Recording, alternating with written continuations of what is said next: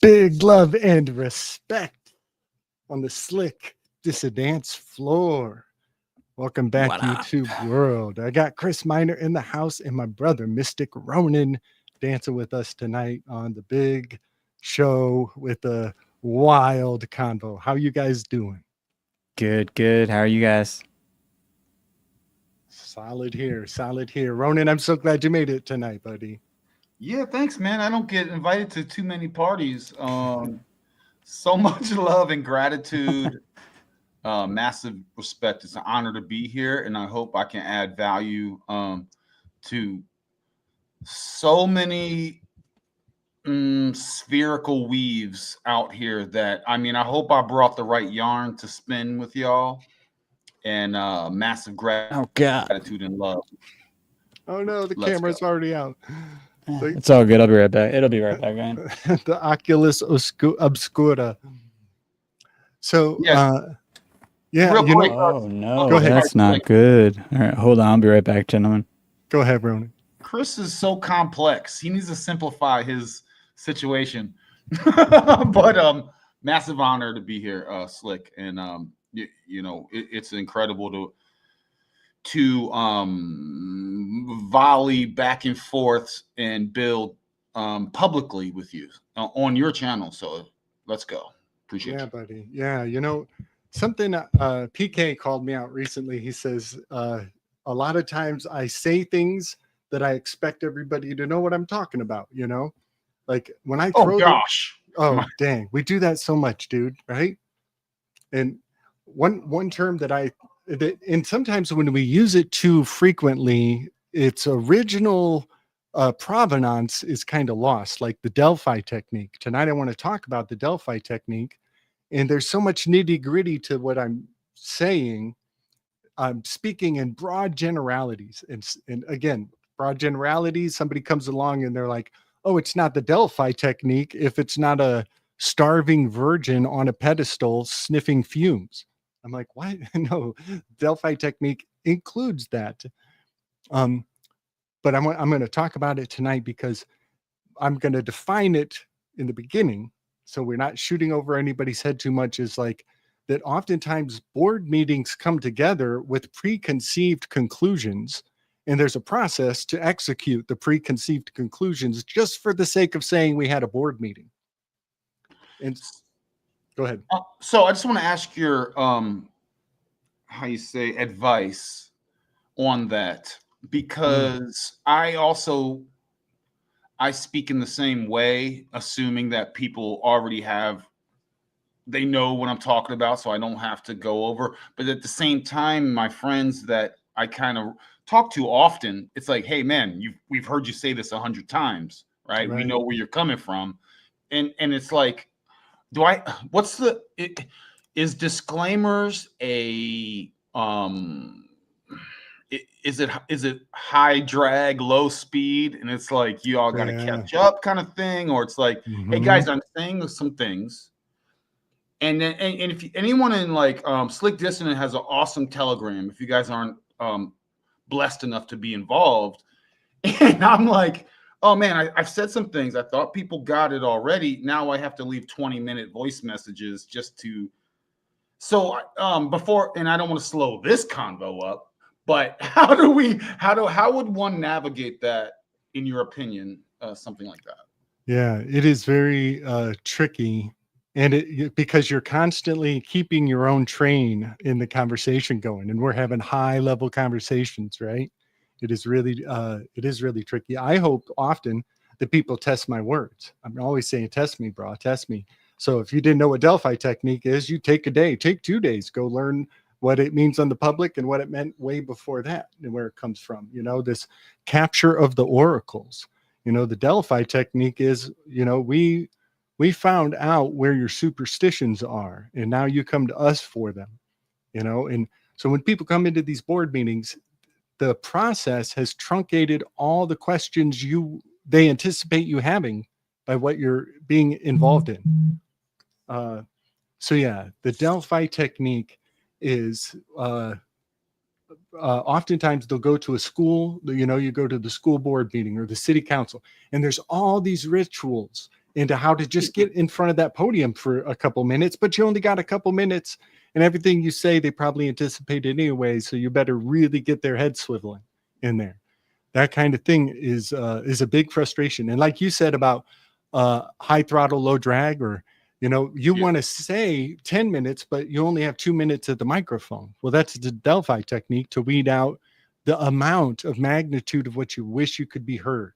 You know what I'm getting from gratitude for that, because someone might walk into that 2 minutes 1 minute in on your 2 minutes and go, what? So I'm doing my best.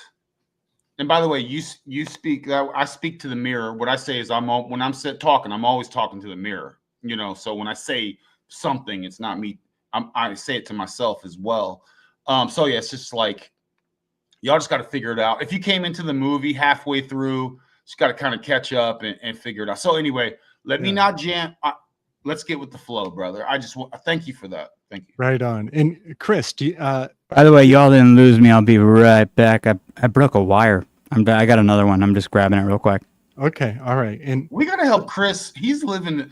I don't know why his life's so complicated.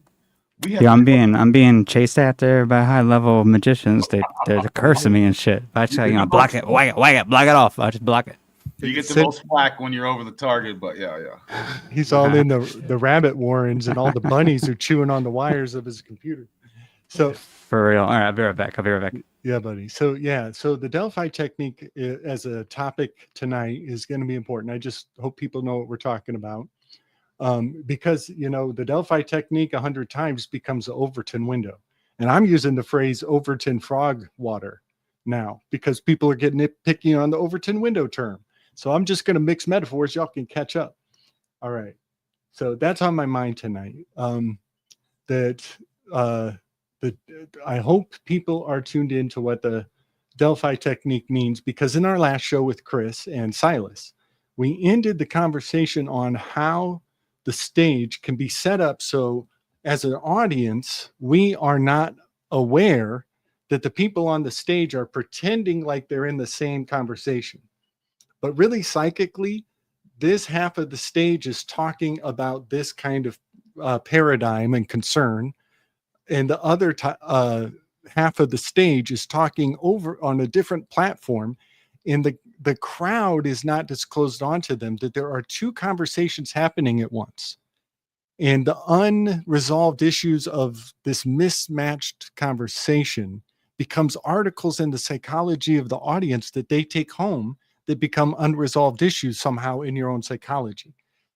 That formula was laid out in what Chris and Silas and I talked about last week. And we made this thought experiment that we think half of the world is screaming, prove me wrong, and the other half of the world is screaming, change my mind. And it looks like they're arguing, but they're talking past each other. And when I say talking past each other, I want everybody to think of the Greek stage and Euripides the tragedian and how they've been articulating, talking past each other to such a scientific, fine-tuned degree of mastery that they can put artifacts in your mind all the time by having conversations talk past each other, and you think they're talking to each other, and you onboarded something there and took it home. And so there's a key word here that I just learned I'm really into. It's called the unbeknownst. And there are unbeknownst articles in theater.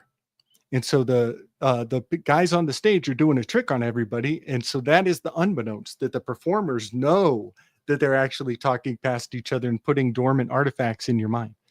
There's another form of an unbeknownst. That's when the audience knows things that the performers don't know. And so you have onboarded an unbeknownst that they're talking about. And these things become the art form of psychological operations. And we're seeing it in the world stage now, where change my mind is one line in the sand, and the other line in the sand isn't really even a line in the sand. It's apples and oranges, but they're acting like they're arguing. Okay. Does that make sense, Chris? Does that rhyme with our conversation with Silas? Well, I'll add my if I can try. Okay. I mean, there's some traps laid here when people are like, I'm going to make a statement, debunk this. or I made a statement, prove me wrong. I'm not a fan. That's a trap, in my opinion. It's an intellectual trap. It's an energy trap, obviously. Yeah. It's quite interesting, this recent psyop, full-on psyop, where like in similar psyops, these are military exercises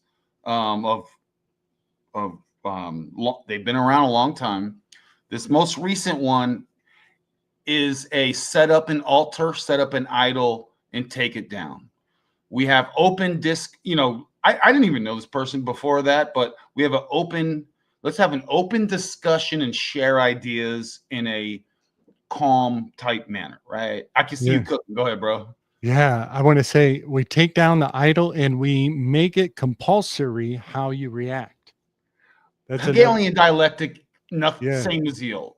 Yeah. Right? How are you going to describe the taking down of the idol? And if it's not right, it belongs to us. That kind. Yeah. Go ahead though. No, totally. So I'm sure a lot of us see this, but it build it up and tear it down. And why, right? What's the why behind tearing? It is, how you say what is it when you make a bunch of money? It's like is it called gross? Like you make a gross profit or net profit or something, and that net profit, when the overhead is taken out of it, they go, why? Some people go, why would they go through all this? Well, the net profit is a gain in the end. So that moving of the goalpost is ultimately more controlling of the masses, even intellectuals, even people in this group probably getting emotionally moved. One psyop might not get you, but they set up a thing seemingly okay.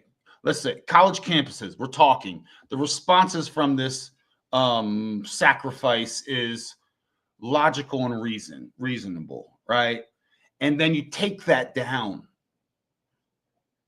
right?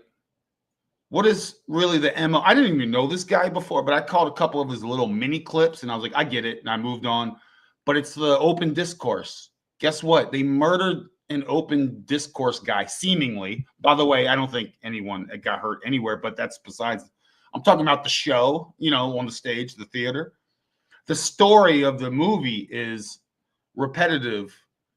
Set it up, take it down. Now, let's say you're someone that's like, I would love to have an open discourse with everyone, but you've seen so many repetitions of those who have done before you get wrecked, whether real or fantasy, psyop or whatever. So would that encourage you to say, hey, everyone, let's talk.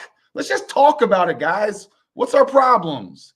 And that's the point. Why would they go through this? The net gain is to, again, Hegelian dialectic, divide and conquer. It's when you boil it down, it's like that. So yeah. And of course, and then I know Slick he looks more into the elements of the myths, talking about old. You want to talk about old? This is not a new story. So please, Slick, I just wanted to, I'm speaking so surface level right now, but yeah, please. Yeah, buddy. Yep. It is, it's fascinating times. And some of the conversations on the Telegram group inform the things I say. And so I feel like I'm talking about conversations we've had in broken channels, and I'm trying to bring all of those thought forms and all the conversations I had together tonight. But most recently, Chris, no, it was in George's group. I think it was Moonfeather. She sent a link to the new robot that was dubbed the government official in Albania. Did you guys both watch that video? I did not. I just read the title and I kind of got it. So I mentioned a little bit of logic and reason. What do you got? Okay, so let's pretend the robot is logic and reason. Why wouldn't that be and take emotions out of it and make the most sense? Why would you not embrace the robot to run things? Yeah, the reason, the logic, Spock from Star Trek Enterprise. By the way, massive love the Moonfeather Ronin experience. Let's go. Join us. See what's up. We're in spirit, in sync. Moonfeather's the best. Deal with it. Massive love. Big time. Chris, did you see the video of the new high priestess? I did see it. I did see it. I didn't see her talking though. Okay. I saw like little clips of it. All right. Like from I guess news channels that were covering it. Shout out to Chris for I'm back. Nice. Oh, your freaking mouth is not matching. horrible, man. Is it better now? Is it matching? Give it a second. Yep. Way better than a state psyop, but you're doing great. Better, yeah. I mean, they're so beaming me in from all different angles, like Joe Biden. Do we all? Are we all the green-eyed bandits here? People want to see those beautiful peepers of yours. But go ahead, Slick. Don't let me get out. Don't let me distract you guys. I'm having a good time. I love this. So I'm gonna try to play the video. Let me see. Are you guys seeing my screen? Yeah. Yes. All right. I'm gonna try to play the video. And I do apologize to everyone about that. And you should. I literally have never snapped a wire before until today. So you're a professional. That's a first. And yeah. So sometimes when I do screen share, it doesn't play audio. Tell me if you guys hear this. If it plays at all. Oh, it's changed its mind entirely. Here. No sound. Yeah, I don't hear it either even. So SteamYard's done a funny thing recently. You have to share it only in like if you use Brave or your web browser, you can't just share it. Same web browser, yeah. Okay. So if you right click it and open it up in your web browser, I'm PK's not here, so I guess I'm the technical support. Big time, big respect. If not, I'm too lazy to. All right. So I just made a graphic with some of the conversation in the telly about Albania's new AI minister, Daila. Am I coming through in the audio? Yes. You're good. Okay. So she, in my eyes, is immediately the priestess card in the tarot deck, undeniably. And the alchemical correspondence that this bubbled up in my mind that I already knew when I saw the video is the birthdays of these sacrificial idols. The Kyle Rittenhouse, his full name is a crazy anagram for some crazy, because it's a long name, it's a crazier anagram, but it sounds something like time to try roadkill. And I forget all the anagrams out of Greta Thunberg's name, but they're born on the same day, y'all. And that's priestess card for their birthday. Same thing goes on with Charlie Kirk and our guy, George Floyd. Same birthday, different year, but very significant numbers in their years. Very significant. 73 is the 21st prime. But that's the X card. That's the Deus Ex Machina. And when you put the priestess together and the matching holidays of all that trauma, and then you match it with the trauma of the wheel card, you get the Deus Ex Machina. This is the sex machine that descends from the rafters at some point to bring unreasonable conclusion. This signature of a machine descending, it's a signal to your theatrical genetics to say, don't expect to know how this works. When the machine comes from the rafters, you have been genetically drilled with expect not that this will make sense. Expect to be metanoid. Expect to accept a trick of hand. The sleight of hand is the prestige, Chris. Yeah, the moment of the prestige. And I've been talking about that forever. That's the moment of the prestige is when the machine descends at the end of the theatrical production. Yep.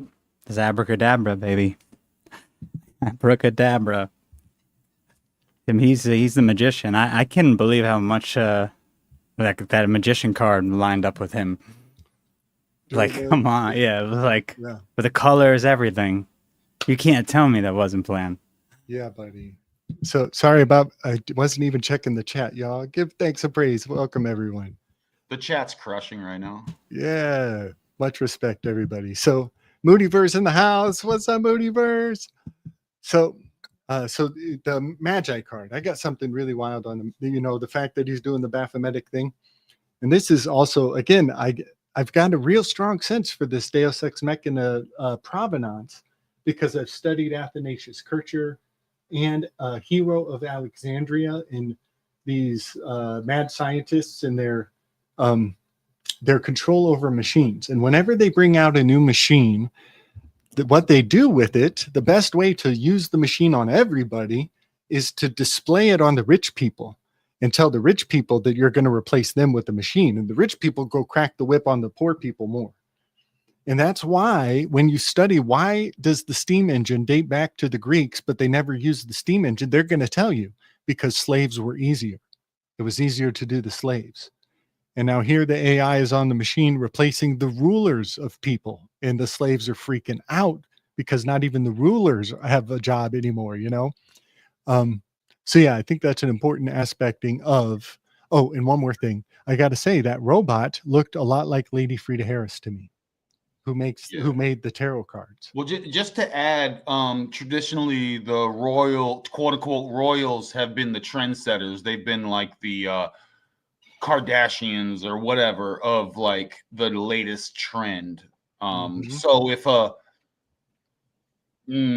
some of these quote unquote elites, I'm just using their term, they're low life scum, but is like, hey, we have a robot running our situation, and then others will go, oh, that's what they're doing. Oh, guess what the new cool thing is? I'm going to get a robot for my house. I want to keep up with the Kardashians. Yeah, buddy. Yeah. And, I want to say something else, y'all, that, like, this is on my mind and on my heart. That, like, I try to do things organic.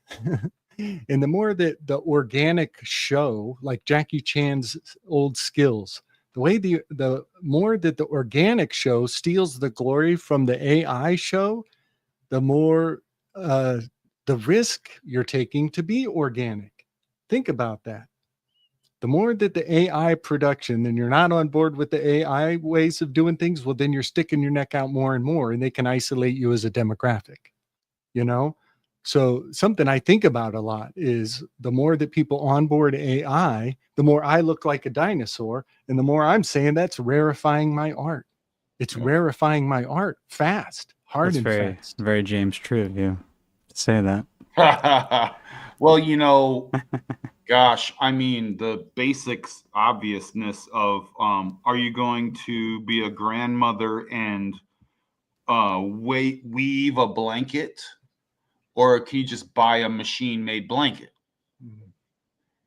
Or you guys get it, right? You're going to carve some wood or just get a CNC machine to do it. I like CNC machines. It's a little more analog, but you know what I mean? What's also the inefficiency of the machines are actually working to our benefit right now. Because the machines aren't performing at what people are used to, like that high level Hollywood or high level even information. It's not there. Yeah, they thought it was, and it's not. Yeah, let me get this very common real thing out. Let me just throw it out. I'll give you the quick version. I don't know if it's called the Mexican fallacy or like the Mexican story, but essentially a guy goes out fishing in the morning. He's home by 10 o'clock. He has enough fishes to feed the fam, spends time with the fam the rest of the day. An American guy from New York comes by and goes, hey, man, you got a pretty good fishing situation. If you worked longer, you could buy a boat. And then the Mexican guy goes, then what? And the guy goes, well, then you could catch more fish and make more money. And he goes, okay, well, then what? Well, then you could, get more boats. And the Mexican guy goes, then what? And then the New York guy goes, well, then you can create a company and eventually go public and sell it on the stock exchange. And then the Mexican guy goes, okay, well, then what? Well, eventually, when you're in your 60s and 70s, you could sell that company. And the Mexican guy goes, then what? And he goes, well, then you could spend time with your family and kids. That's the super short version, but you guys get it. That's right. And they won't even be kids anymore at that point. No. You know, Oh, I got one. I want to, you know, these old Fisher tales. There's one that somebody asked me to tell recently in my comments. It rhymes with this one, Ronan. Like, I got this from our brother Polymathin way back in the day. Big love to Polymathin. It's from like a kind of a Mother Goose collection of tales. That the devil went out one morning and decided he was going to play a real nifty trick today. So he throws his scarf on and puts his hat backwards. And instead of putting his pipe in his mouth today, he's going to stick the pipe coming out backwards out of the scarf in the back of his neck. And then the devil goes walking down the dividing line of two farmers' property. And as he walks down this dividing line, he just yells ambiguously into the air, "Hey, it's a great day today. Hope you have a good one," and walks away. And both of the two farmers, they pop up from their work and they both look in the direction of the devil, and they see this strange sight of this guy walking backwards into town saying, "Have a good day. Hope it's a good day." And the two farmers start arguing at each other over who he was talking to. He wasn't telling you to have a good day. And so they start fighting over who he was talking to. And then the argument gets really heated because they don't even agree on what direction he was facing. And so finally they settle the argument. And then to make things really, really difficult, the devil comes back through. And this time he's got the corncob pipe pointing forward, but he's not walking backwards now. He's walking forward this time, but it appears to be the opposite to the other farmer. And so their inability to witness the event, it just gets worse and worse and worse. And the funny thing, my favorite thing about this story is that the devil's troubles onto these two witnesses is free of charge. It costs the devil nothing to just say something, but it costs everything to force your witness onto your neighbor or expect them to even honor your witness in the first place. And that gets really costly. But for the devil, the whole thing was just free of charge. Ain't that a wild story? What's beautiful about that is the devil in that case is that one can consider that being not creating discord for the sake.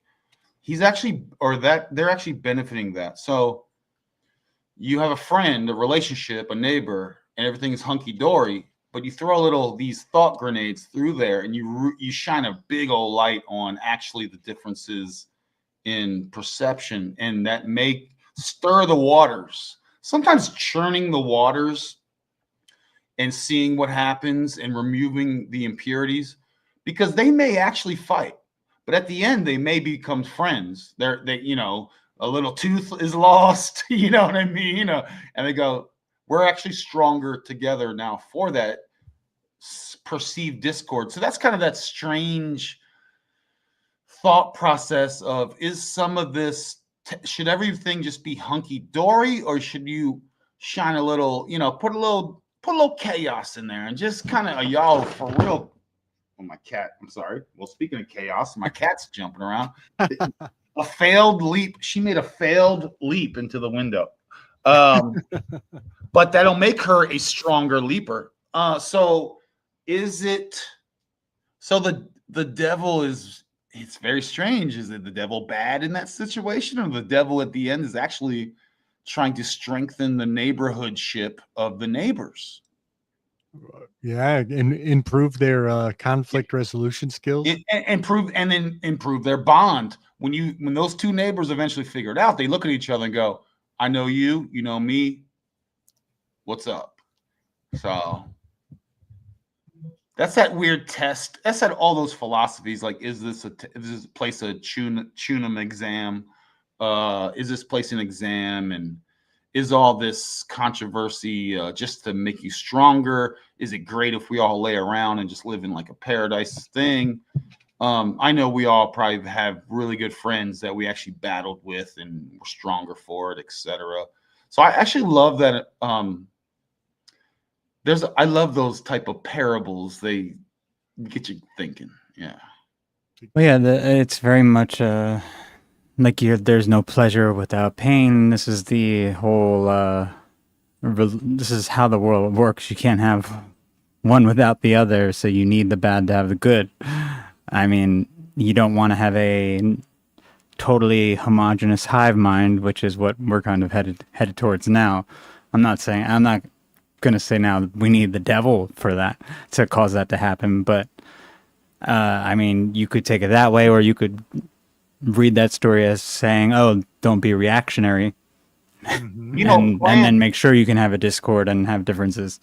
Bro, if you grow plants and you give them a little bit of tension, they'll have more yield.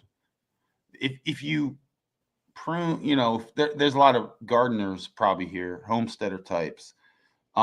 If you add a little tension, they'll actually make the yield better in various ways. So, I mean, is this an animal farm? Is this we in a garden? Are we the plants? Are we the prune? It's really incredible thought experiment. But yeah. So I got a whole bunch of other slides to share, but Chris, I want to know: are you using the boomerang much, man? I haven't been using it too much, but I did use it for a good while when I first got it, and then just having like I went to the beach the other day. We were throwing the frisbee instead of the boomerang, just because it's difficult, man. It's difficult, and I always feel like I'm gonna hit people. Totally, because that thing goes flying. And do you just catch it with your hand? It's not too sharp or anything. Yeah. It's just, but it's like if I'm not the one catching it and someone doesn't see it and I hit them, like I'll knock someone out with that thing.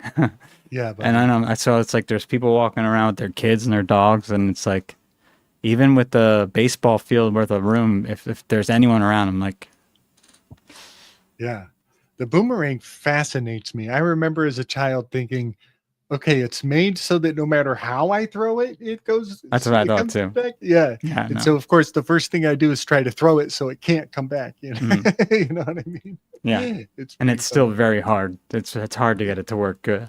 Yeah. Unless you have a special. Some of them are easier. But not mine. I always think of like a master hawker. Okay, the reason I'm so fixated on the boomerang is because our guy RFK is a falconer. He has been since he was 17, allegedly. And in a really neat way, you could say that the boomerang is like you remember the bird that traveled with Jason in the Argonauts? He had a mechanical bird.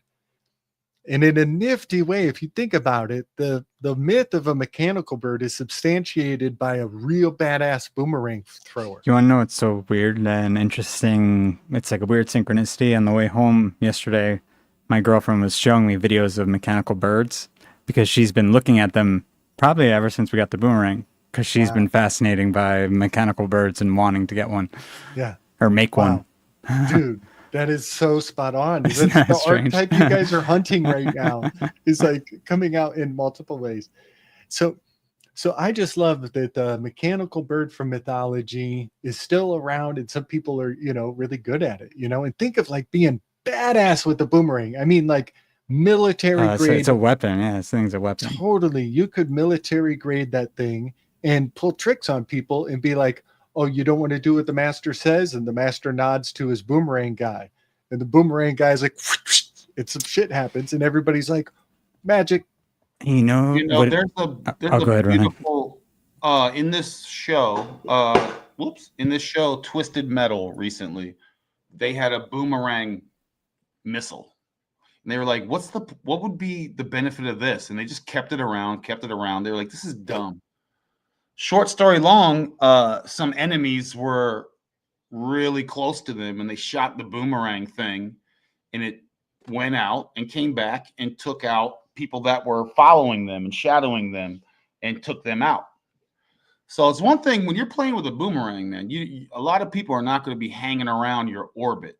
You know what I'm saying? So it's an interesting concept. And if you guys want to be real strategical and Machiavellian about it, you can send some thought boomerangs out there and really shave off some potential orbiters that are parasiting off of you, potentially. This is layers out here. It depends on how 100%. strategic and how you want to be a general. It depends on what you're trying to do out here.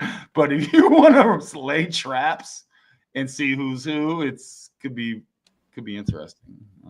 Yeah, man. You know, one time I had a roommate briefly when the lockdowns were coming on.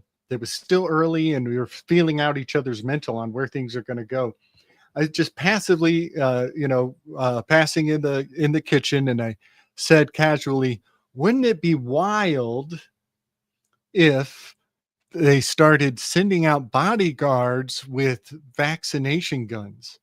It started hunting down people who don't take the poke." And the roommate guy, who I didn't know his mental very well, he goes, "Whoa, that would be so cool."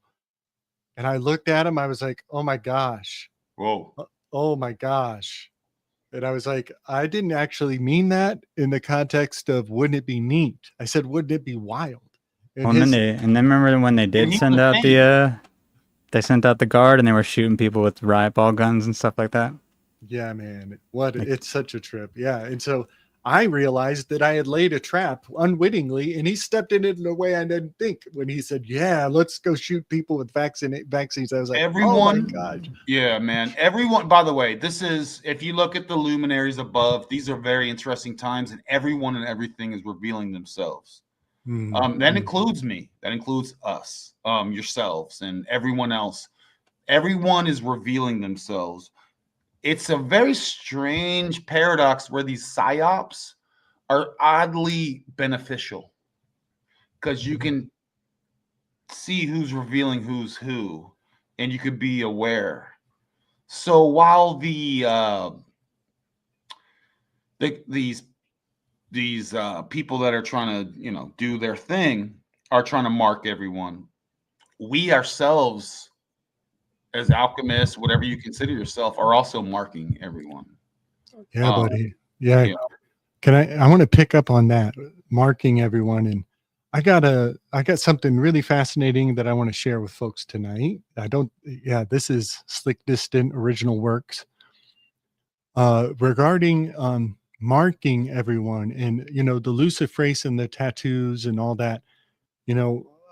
I myself, I took on a tattoo that I wanted since I was a child, and the meaningfulness of the tattoo is so large that I'm realizing my life is expressing what I've taken on with this tattoo. My life is fulfilling the meaning I put on myself with this tattoo. It's wild. It's a Triskelion, and it's on my back. So it's anti-vanity tattoo because I never get to see it. But its meaning is like a land of no king, or no man's land, or battle zone, or a territory outside of dispute, an undisputable territory. And in this is the Japanese version. In an undisputable territory, it's no holds barred. And so I put that on my damn back, y'all, and I'm living the life of what it means to have that on myself. And so sometimes I think people take on tattoos, and I mean stories and stories and stories of the meaning of what you've done, Yeah. So well, it's interesting bringing up the mark, because when you bring up the mark, I start thinking of now the markings on these bullets. Mm-hmm. And when I think about that, I think about the boomerang, and I think about that movie Wanted, where he literally boomerangs the bullet, which has the marking on it. I think it says it's actually Wanted on it, the name of the movie, which is weird. I can't remember though. It might say something else. It either says Wanted or it says fuck you. I don't remember what the hell it says. It might say fuck you even. And it goes around, I think there's 11 people, so he's so at the end she kills 12 of them, basically. It's like the astrological table, and it boomerangs around.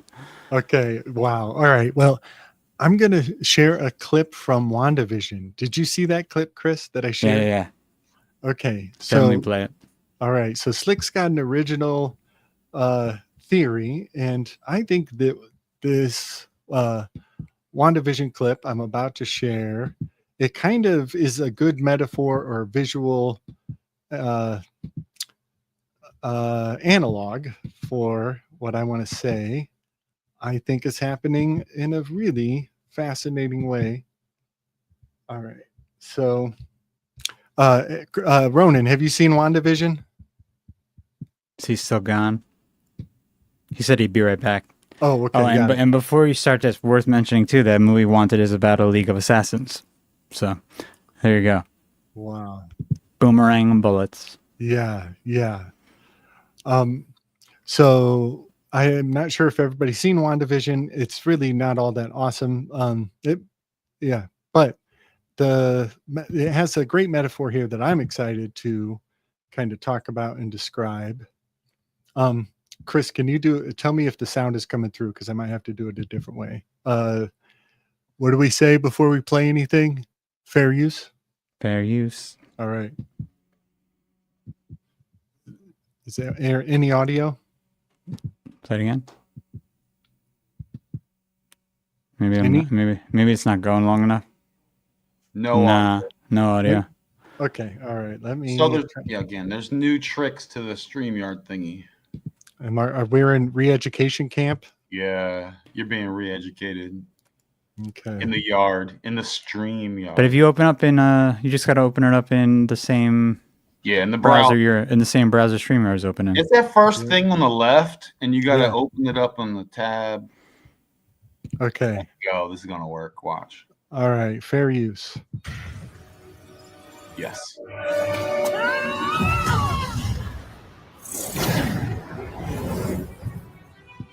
Some of this architecture might look familiar along the way, educational purposes only. Take it. I don't want it.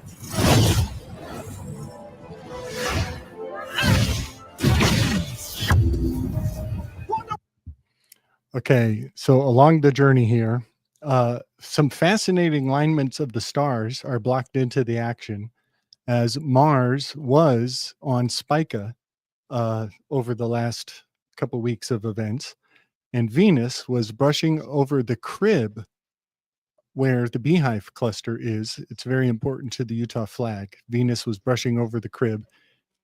So yeah, I can actually see some of the astrological alignments of events that tell me, go back and watch that scene one more time because it's happening in the sky. What are you doing? Come on, Wanda! So right now, Agatha is Uranus, and Wanda is Venus, and Vision is Mars on Spica. I could point these out in, what's it called? Stellarium. I could point them out in Stellarium right now, not when this movie came out. I can point them out in Stellarium right now.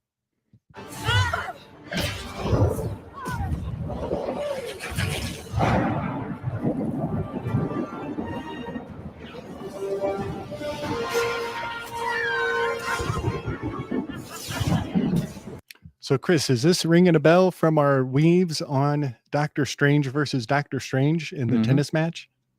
Oh, yeah. Right. So it's like, yeah. So maybe we could call this pickleball. Yeah. You also. Come on, Wanda! Escape your fate!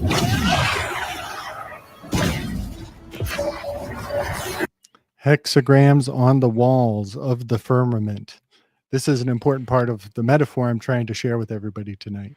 Tron Ares, Cabinet Woods. Yeah, what you You thinking, Ronan? also have Wicked Witch of the West versus Wicked Witch of the East. Ooh, buddy. I feel like I saw the other girl dressed with like one of those priest kind of collar situations. The oppressed, yeah, buddy. oppressors, the Farsies.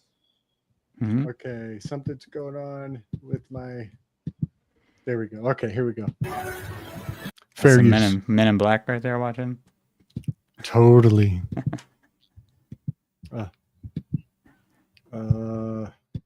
Boomer finger. Don't fail me now. Boomer finger. Man.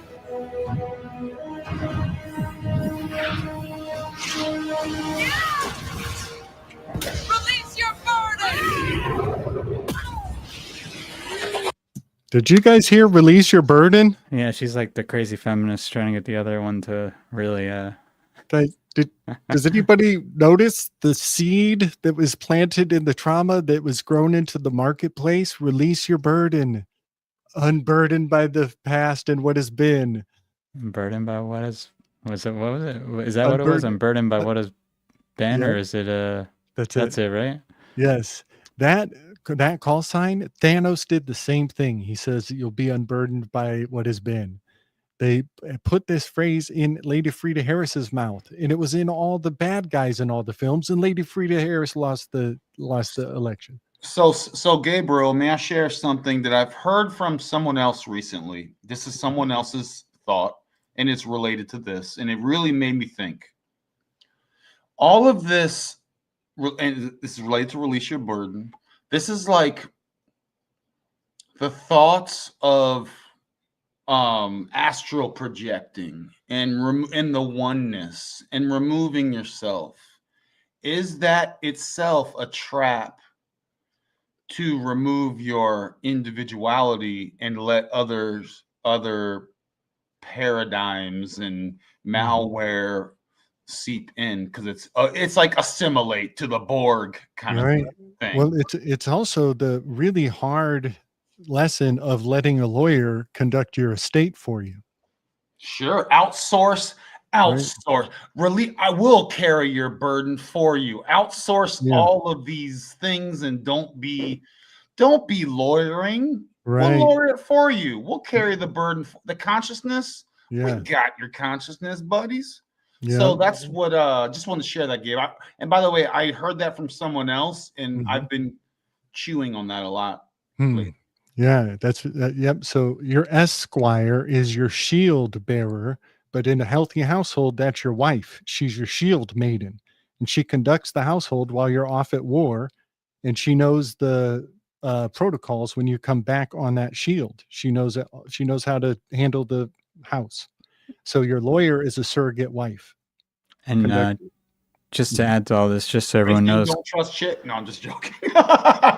Go ahead, Chris. I'm being silly. Just so everyone knows, Kamala Harris just released her book, 107 Days, on the campaign trail.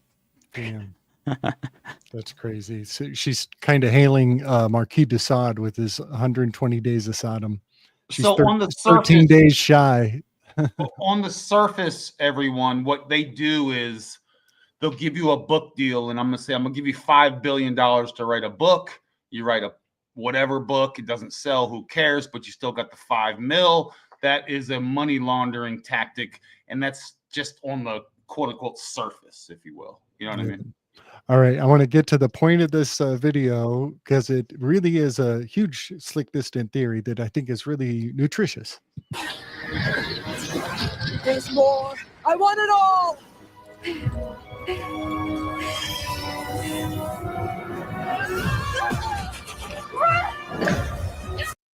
Are we already running out of the material that the 3D printing press requires?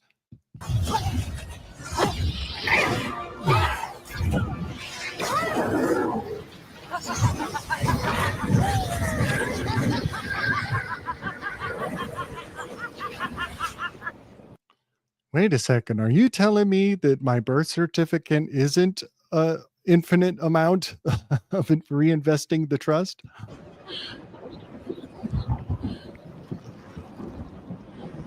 I always look at the bad guys as the good guys, actually, and vice versa. Say again? I always invert it where I see the bad guys as the good guys in the story, just it gives me a better inkling of what's going on. Yeah, that's totally happening. And especially when we look at J.K. Rowling and see Crowley's name in her name. J.K. Rowling. Crowley is hanging out in her name. And I thought I agreed with her.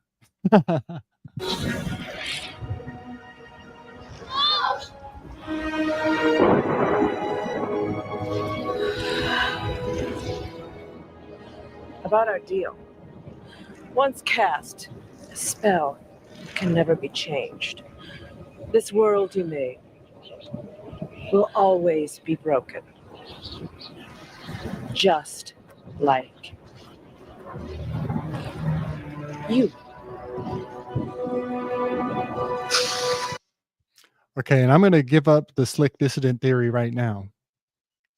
I think we're looking at two different tarot card systems. two different initiatory processes. One process is on the old manly P. Hall miles per hour in the hero's journey in the public facing side. And I think WandaVision represents the new tarot system coming into place.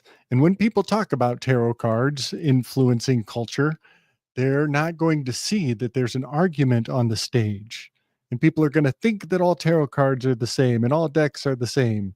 But there's something going on that is unbeknownst in the word tarot cards. And that is that not all decks agree and not all decks are working in the same fashion. So my theory is that the old Rider-Waite is Agatha and the new up and coming system of tarot is Lady Frida Harris, who that damn robot looked just like Peanut Butter Jelly Harris. That So robot they have a superhero deck. They have a superhero deck, which I actually kind of enjoy. Is that the replacement of? I'll say that these are the higher standard decks I'm talking about. Like there's plenty of imitators along the path. This conversation is, why is the Rider-Waite different from the Thoth deck? And the difference is important. And like, so, you know, you'll see people saying, oh, the tarot cards. And Slick is like, which deck every time they said it. Which deck every time they said it. Because people can't say it's just tarot cards. I'm saying which deck. You dig me? Mm-hmm. Should you forget all decks and go straight back to tea leaves and bones? Well, I guess what I'm saying is like there are authorities on these differences, and they are it's highly nuanced, and vast conversations should happen. But I'll get to some more graphics on where I'm going with these dueling tarot decks, because I've been realizing that the Thoth deck has been seeping in from underneath, kind of like a new Atlantis. But let's see what her trick is up her sleeve here.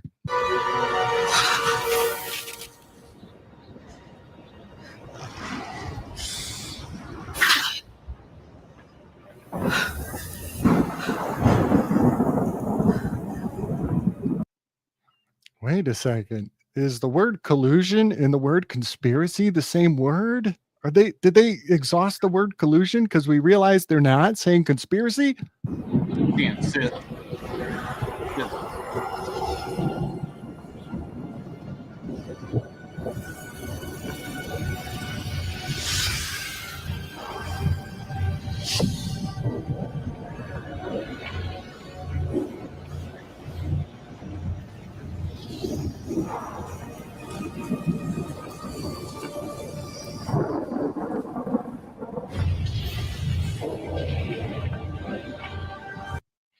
All right, so I'm going to cut to the chase on the narrative here. And what has happened is WandaVision has instilled her system of magic onto the outer perimeter of the ritual.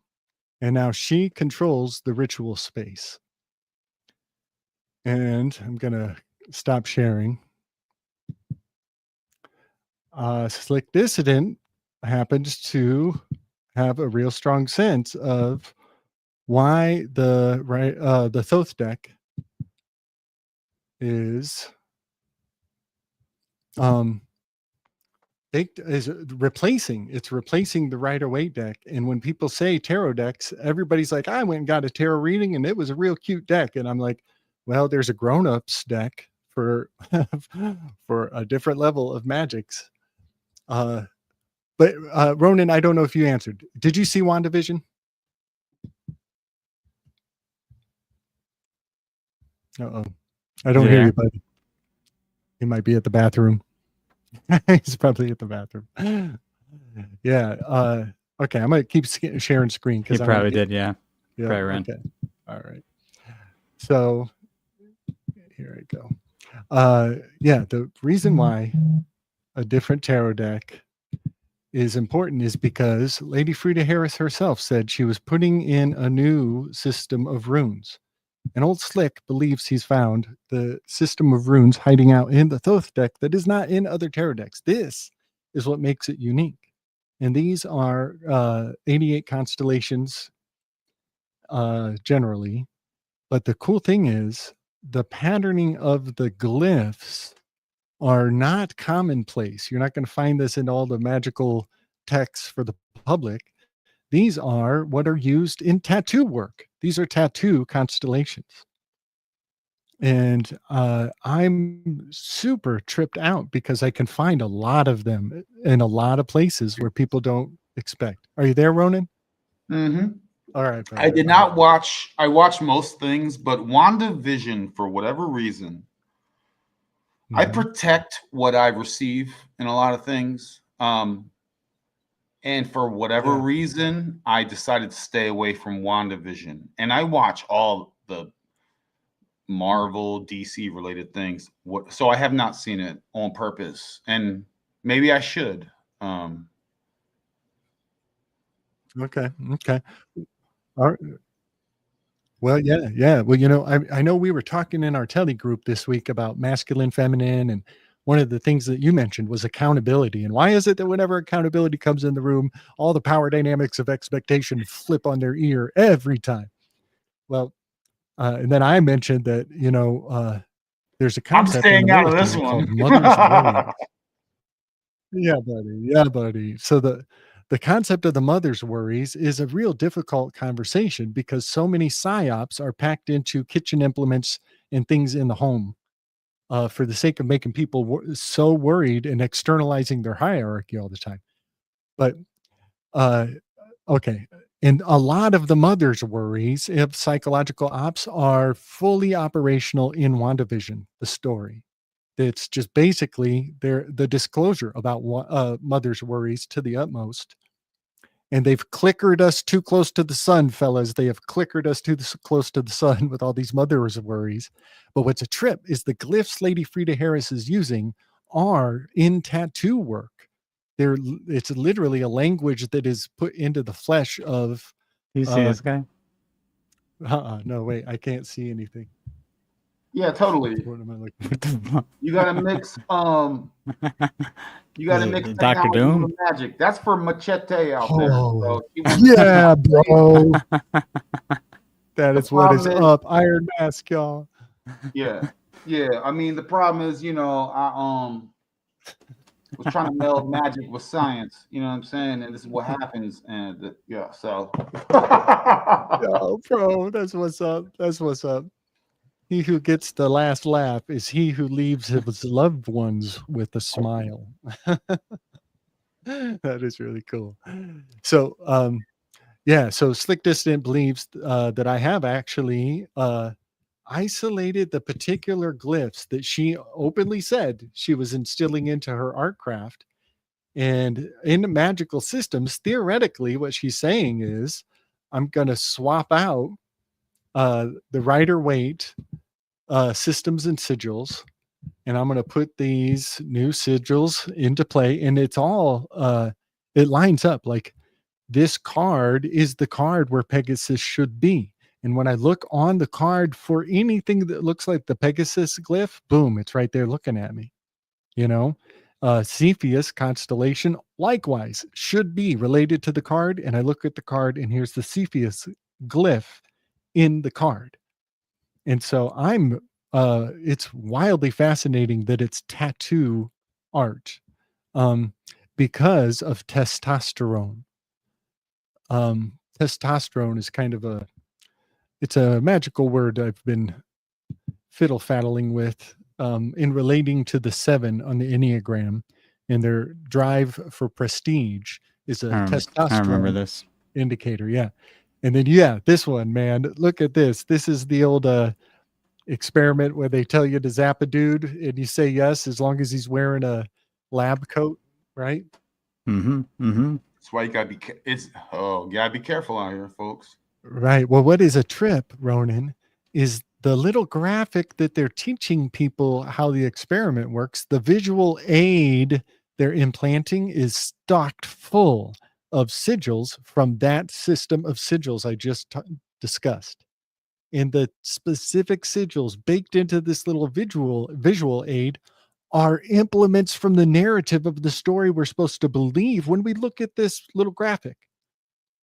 And so the horologium clock is on the graphic. The Pyxis constellation, which is your moral compass, it's in this it's in the graphic.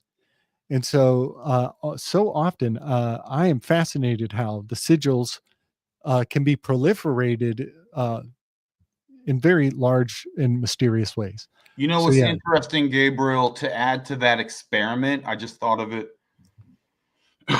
in the current form of investing, it we consider this, I say we on purpose, some of us consider this a zero-sum game. There are winners and losers. For one to win, others have to lose. It's not a everyone wins situation. So on that experiment where they go, press it again, and it's like, what? It's very interesting in all. So I only bring that point up in that I know we look at the experiment. A lot of us may say to ourselves, I would never press the button to hurt my own species, right? But we have to be very honest with ourselves and go, are you sure? You know what I mean? Yeah, man. Yeah. Like imagine just taking a job. There's probably 10 other people that didn't get that job because you got it, right? So, and you're competing, this transactional competition situation. So I'm not throwing boomerangs. Maybe I am throwing a boomerang, but I'm not slinging arrows. I'm just bringing this up for conversation purposes. Yeah. Big time, buddy. Yeah. You know, myself, I found it very heartening when I found out that this might be the Milgram or Milgrave or the Stanford. I always get them. I think it's Milgram. Thank you. If I remember when we did it the first time we brought this up. Thank you. So yeah, I was heartened to find out that there were plenty of other versions of it, and that different cultures are going to get different results entirely. And it's our mistake to think that the word human encapsulates any consistency. And that it's the experiment, the structure of the experiment at large is the presumption you have to buy into to say that it was worthwhile to test anything. The whole thing goes to the wind when you try it in a different part of the country.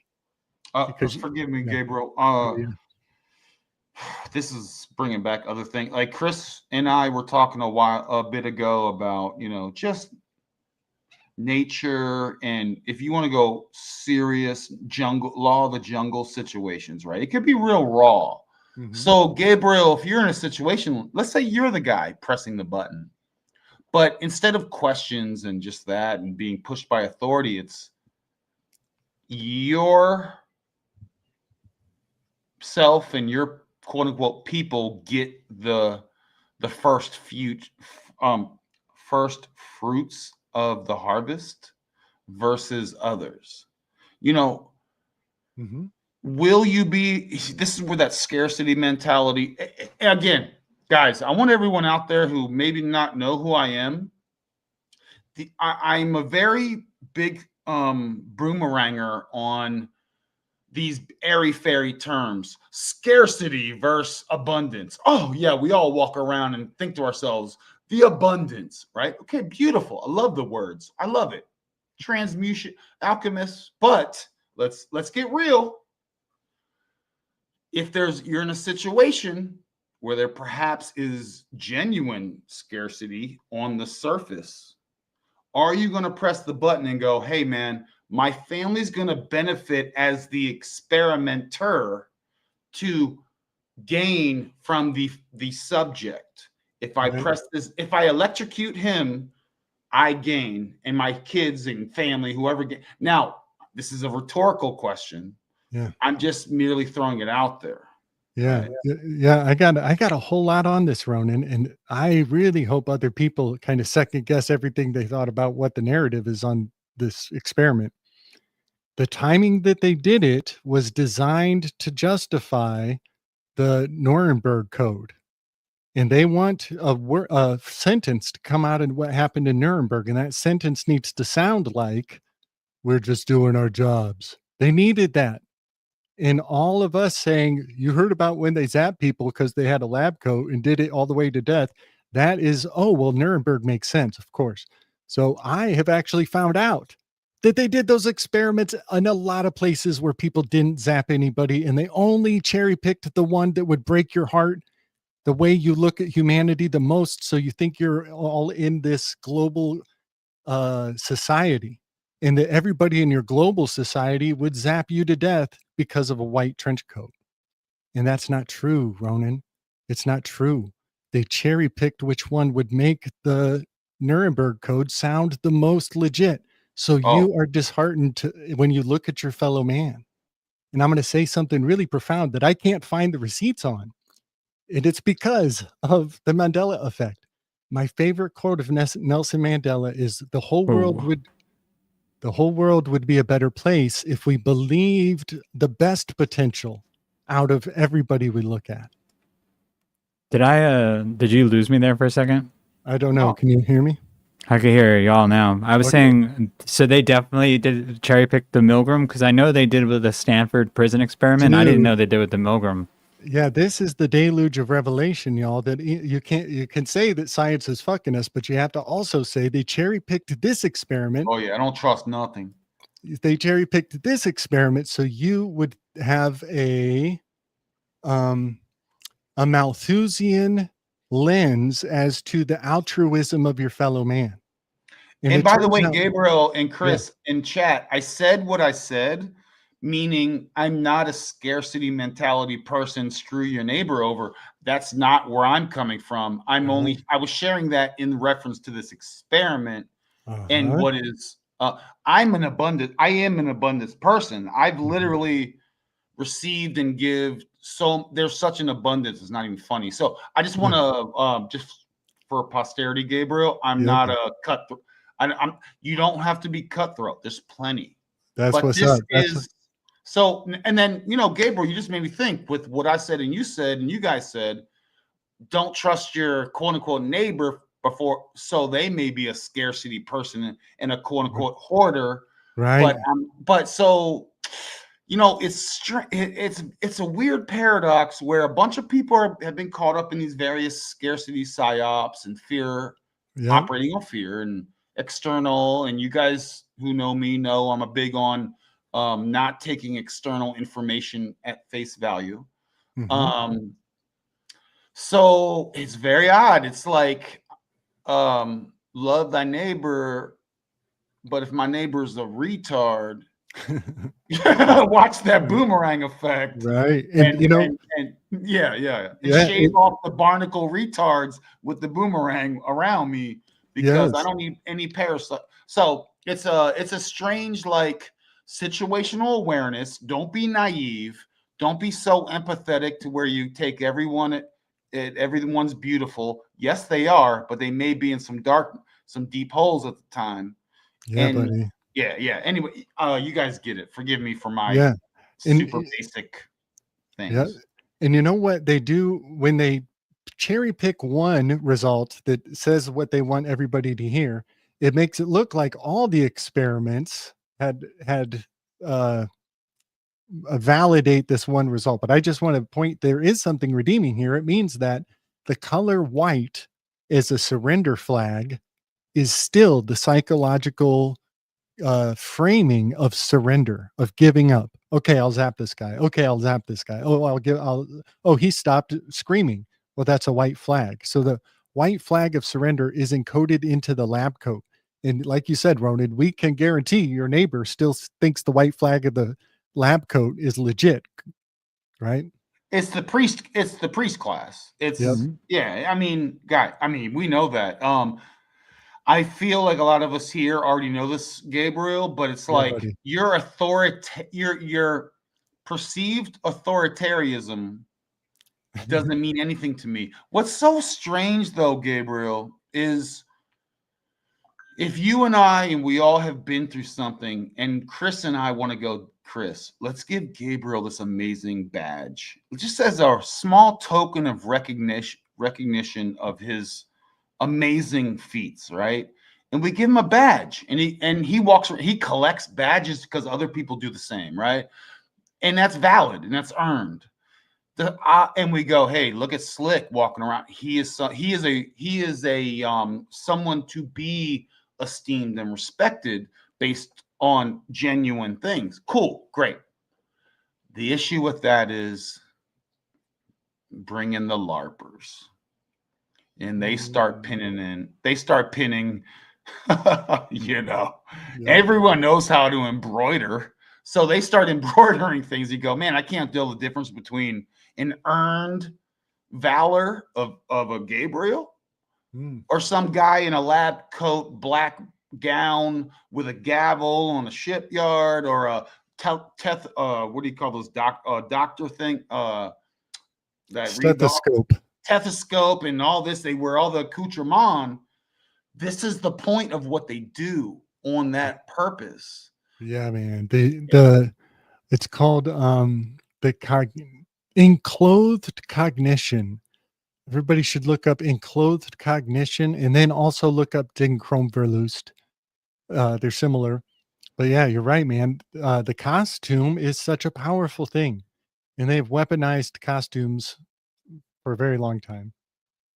I can't see you guys when I'm talking, so forgive me if I'm not getting visual cues right now. But this is a graphic from the drones that were buzzing over New Jersey. Drone ship is an anagram for endorphins, and endorphins are about prolonged, like holding your breath to breathe, and also holding in pain, you know, waiting till later to feel the pain. This is postponing agony is an endorphin thing. And then it connects to here is Kroger's logo. I'm just pointing out they're using those sigils from the tattoo system of constellations in plain sight in public a lot. And wow, look at that, huh? I'm claiming this is Lady Frida Harris's system of cipher. This is not your Rider-Waite. So when I'm like, oh, it's in the tarot cards, I need people to say not any tarot cards. It's Lady Frida Harris, who they just unleashed her AI robot in albino. It's an Albany. And the priestess card is white armed Hera, but she's perfectly white because women have an obsession with queenliness. It's in Albany, what? New York or something? The country. It's in Albany, the country. Oh. Yeah, Albania. I'm sorry, I misspoke. Albania. So you guys know L, obviously, and Ben is father. So you're the son or daughter. You're the child of Al, right? L. However you want to do that. So that's Albania, and Ia is obviously feminine, at least in these vernaculars. So just super basics, but yeah. And dude. Kroger, I mean, I shared this with some friends earlier today when I received this from you, Gabriel, and these things need to be known. So you take the power away from the quote unquote esoteric, the hidden, the occult, the encoded. You take the power away when you go, Kroger, I know who y'all with. Yeah, buddy. And I see you. And that shine a light on your darkness. We know places like Kroger spray their produce with chemicals and stuff, right? So this is it's strange. This is how we use this to empower ourselves, right? You go, okay, the quote unquote magi, the dark illusionists, they have no power. It's all illusion power. Have these symbols and they go, okay, Kroger, you're one of us. But us out here can go, cool, I see you're one of them. Y'all are a them, and I see you too. So when you notice these symbols, when you're a symbol man, I'm a symbol man. Yeah, bro. Yeah, bro. Yeah. You bring self-empowerment. And that's when you walk around and you move around and you go, I don't need a book. I don't need this. I have these various decodes and go, I see you, Kroger. Y'all trying to kill us. Yeah, man. Yeah, buddy. I'm thinking about sometimes when you got to do business with Kroger, like when I walk in Walmart and I walk out, I feel like I sold a little piece of myself. So, I'll just spit on the ground. Be like, that had to happen and I'm done with it. And I'll just spit on the ground. It's like a cleansing ceremony of sorts. You see the subconscious cog there, right? The KOG, cog in the machine. cog. I see croaker. It's like some amphibious frog situation. And Totally. these are all very relevant. You know, when you think about Marines and you think about the seafaring people, right? You see a black swan event, a ship carved like a swan, painted black, with a bunch of fucking wild people jumping out at you, and they are amphibian Marines. That's where you get a lot of this stuff. So Wow, there's buddy. the above, and this is where I see like the above and below. We see the luminaries, and you see this operating on the land. And some, I think it is like they're just operating on those scripts, and others go, I see the scripts, I'm going to prescribe those scripts to others. So you have the goons getting prescribed, and you have their people being the scribers, and that's where you get this stuff, right? So what's funny is, y'all need, y'all need to know what's going on out here, and also be very obstacle. You need to be very obstacle out here. So this dangerous dumb. Because dangerous dumb. So this graphic is an old weave. I've had this conversation quite a few times, but it's coming back up again. This supporting evidence. This tree from the forest is really wild. So remember what I said about mother's worries. The CIA has turned a lot of psyops into household implements, such that the mother's worries are amplified to the utmost. And Helter Skelter is a brilliant. What's that? Nanny state. That's the term, nanny state. It's a nanny state coming on, and so they're using little symbols in implements that the female hears and has more concern than the male. And so I just want to talk about why the Helter Skelter is a fascinating psyop, because Bernays, he was contracted to sell extra eggs, right, to keep the egg industry thriving. And so he made the breakfast menu. They put on Helter Skelters on everybody's in everybody's kitchen, and he changes the instructions on your brownies, so everything has just add one egg. And I just want to say, it's always the bad egg that has to go first. The Skelter helps you prioritize. The oldest eggs are being used first, and it symbolizes the draft. And unfertilized eggs coming down a conveyor belt is a fascinating metaphor to put in the minds of mothers. It's so fascinating. And then to make it the scariest thing. But with one more thing about the eggs, the Manson family, they were converted by shaving their head bald, and thereby they're putting on the likeness of Egyptological zealots. Egyptological zealots are eggheads. And then HK is 810. Oh yeah. Yeah. So that's adds to that. The 810 and the 18 is yes. Great call, buddy. Yeah, Great we got call. a huge Charles Manson weaves with everything, especially Tyler Robinson with Manson, Charles Kirk, Charles Manson. When you put those together, especially with the other murders or rituals that went down, it's all chaos. I got to hit the head, fellas. I'll be right back. Big love, y'all. Thanks for joining, everybody. Yeah, Gabriel's crushing. I hope the chat's enjoying it right now. I mean, I feel, Chris, are we and we want to keep everyone empowered. I feel like shining light on this darkness. And a lot of us are here aware of that. Maybe you know some things, maybe you don't, maybe you're learning, maybe you know more stuff, but we're collabing here in a group of cats that with very large lighthouse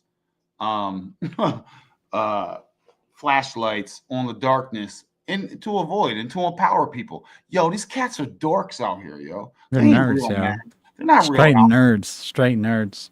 Like straight nerds. And they can't do in Bunsen burners what we do in our own like alchemy, man. Like burning stuff down, working with nature. AI. I mean, these people are robots. It's like, bro. You see Peter, look at these guys. Look at Peter Thiel. He looks like oh man. Yeah. So I mean, you got beat up in high goons, school. we get it. They have goons, and those goons are, man, you know, that's. I don't even want to know what their goons look like, because if the way they look, their goons like pulling the really creepy ones in the back, they got to be like oozing from the eyes and shit. Never touched a girl or opposite sex in her life. It's just ugh. So repressed, disgusting. Repressed desires or whatever that may be, base desires. There's a lot of people operating on scripts where it's very base desires. So why are we here? Why are we talking about this? Who cares? What's the point? Why is the chat? Why are we doing this? It is to really shine light on the darkness, in my opinion. I only speak for myself, and to empower ourselves, and to also know as we're casting out here broadly, in that you're not alone. Like, we're out here too. We see what's going on.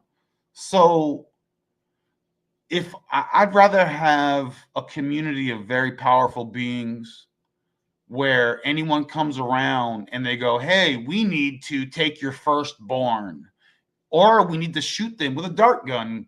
It's like, and I go, no. And that's a complete sentence, right? So, and it's backed up with logic, reason, nature, spirit, luminaries above our head, et cetera, et cetera. So that's why we're here, in my opinion. My personal opinion is not just to talk about things at the esoteric water cooler with a feather on my cap and tell you, let me know some cool things I read about somebody back in the day. It's like, hey man, we're super powerful, and this is why. And there are these nerds out here trying to, these loosh, they don't have their own loosh. You know, you generate your own loosh. Imagine someone who needs other people's loosh. You go, that is, in my grimoire, is a parasite. So don't be a host of parasites and let them die on the vine. So that's my little, so while Gabe was gone, that's my little preachiness. Totally agree. You know that. I'm right there with you, brother. Don't let the bloodsuckers get your energy, because they're nerds. Yeah. They're losers. Go ahead, Gabriel. Did we keep it going or what? Yeah, thank you, fellas. Yeah, man. These freaking eggheads are getting on my nerds. Yeah.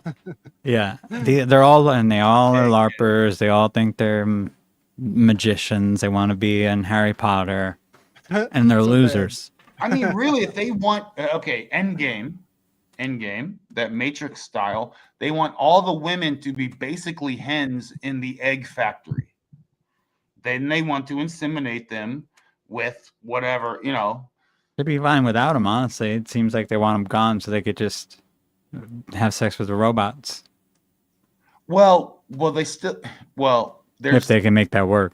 Or maybe they could have both. There's a cyborg. There is a cyborg trans unit involved in that, but there's a machine factory situation they do want with women to produce the farm. They look at you folks. Hey, guess what? Spoiler alert. You're seen as the same as cattle by some of these species out here, literally. And I'm not even trying to be dramatic. I didn't come to these conclusions yesterday, but that's the end game. So do you see yourself as useless cattle just to be for food and energy? That's right. Go ahead, Gabriel. Sorry. Don't be too dramatic about it. If you get too dramatic, if your emotions are perceivable, you're being too dramatic about it, right? Imagine germophobia is a word that fights on two fronts. If you want to be a mandrake, if you want to be a dragon, imagine cats. Imagine you have that dragon energy and you're connected to that phoenix energy. By the way, for those that don't know, these times right now today are different than they were before, and they will exponentially be continuingly to be different based on the luminaries above my head. I don't need to read that in a book. So I say that. Why do I say that? Who cares? You need to grow. You need to tap in and rock with the spirit as it is happening, and not be stuck in old paradigm stale energy. Like, this is not 2019. This is not 20. I'm just going to go. No, this is not that, my friends. So embrace. When I talk dragon breath energy, dragon energy, speaking, when you do speak, your breath, make it of the Almighty. Make it dragon breath, purity, Almighty. And burn away all this goofiness. Why am I? Is this a rah-rah? This is a halftime rah-rah speech talk to all the dragons out there. You are powerful. You got 3 green-eyed people on the stage right now. You think we wrote that? And so, yeah, anyway, you're powerful, guys. Gabriel, you're on mute. And yeah. These computers are so dumb. You're still on mute, brother. Get them. How about that? Am I good? Yes. All right. Yeah, let me talk about some dragons and the power of speech. I love that your weave went there, because my next graphic, I didn't know how I was going to even broach the subject, and you just set up the dragons and the power of speech. So, well, Gabriel, we've been rehearsing for the show all week, my friend. Oh yeah, clearly. This is a slick dissonance saya. Yeah, man. Oh, this is great. So, the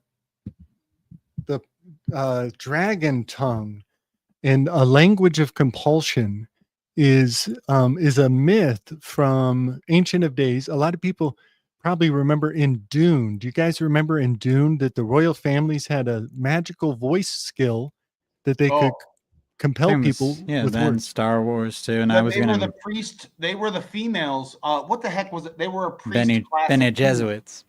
Say it again. Right. Bene Jesuits. Yes. The J suit, the Benny J suits. And I was going to mention Star Wars and Tatooine when you were mentioning the tattoo like nature of the script.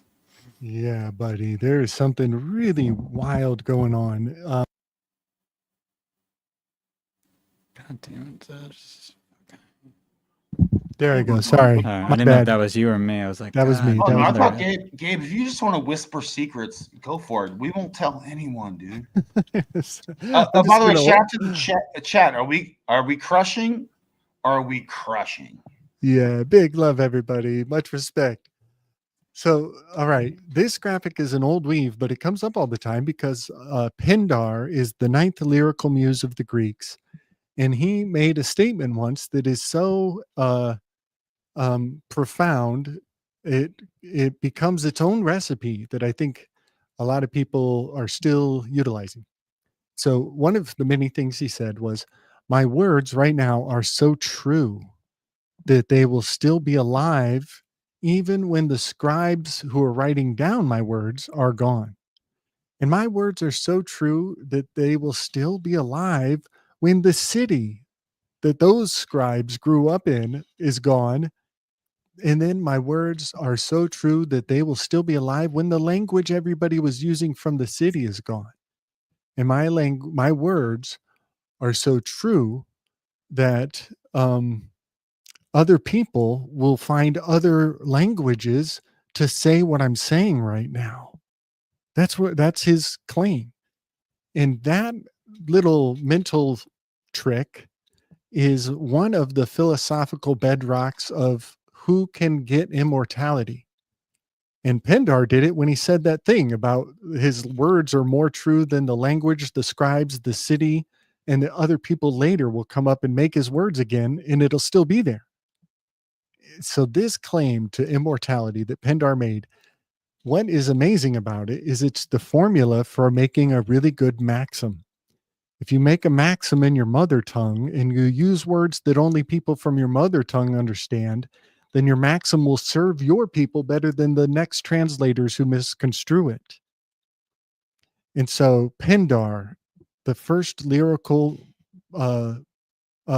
poet of Greece, I believe that Francis Bacon was trying to fuse his essence onto maxims in the maxims of equity, and it worked. Francis Bacon's influence on the realm at large is still living in the maxims of equity because he screwed with about 10 of them. And those 10 maxims are a major problem in the world right now. And so when we say there are archons on high in the government screwing with reality, I'm saying Francis Bacon's a great example. He put these maxims in place, and even if we threw away wherever people are drawing on them, it is likely, per the recipe, that languages in the future will unpack what Francis Bacon put forward, and we'll just call it something new, but it was his when he made them.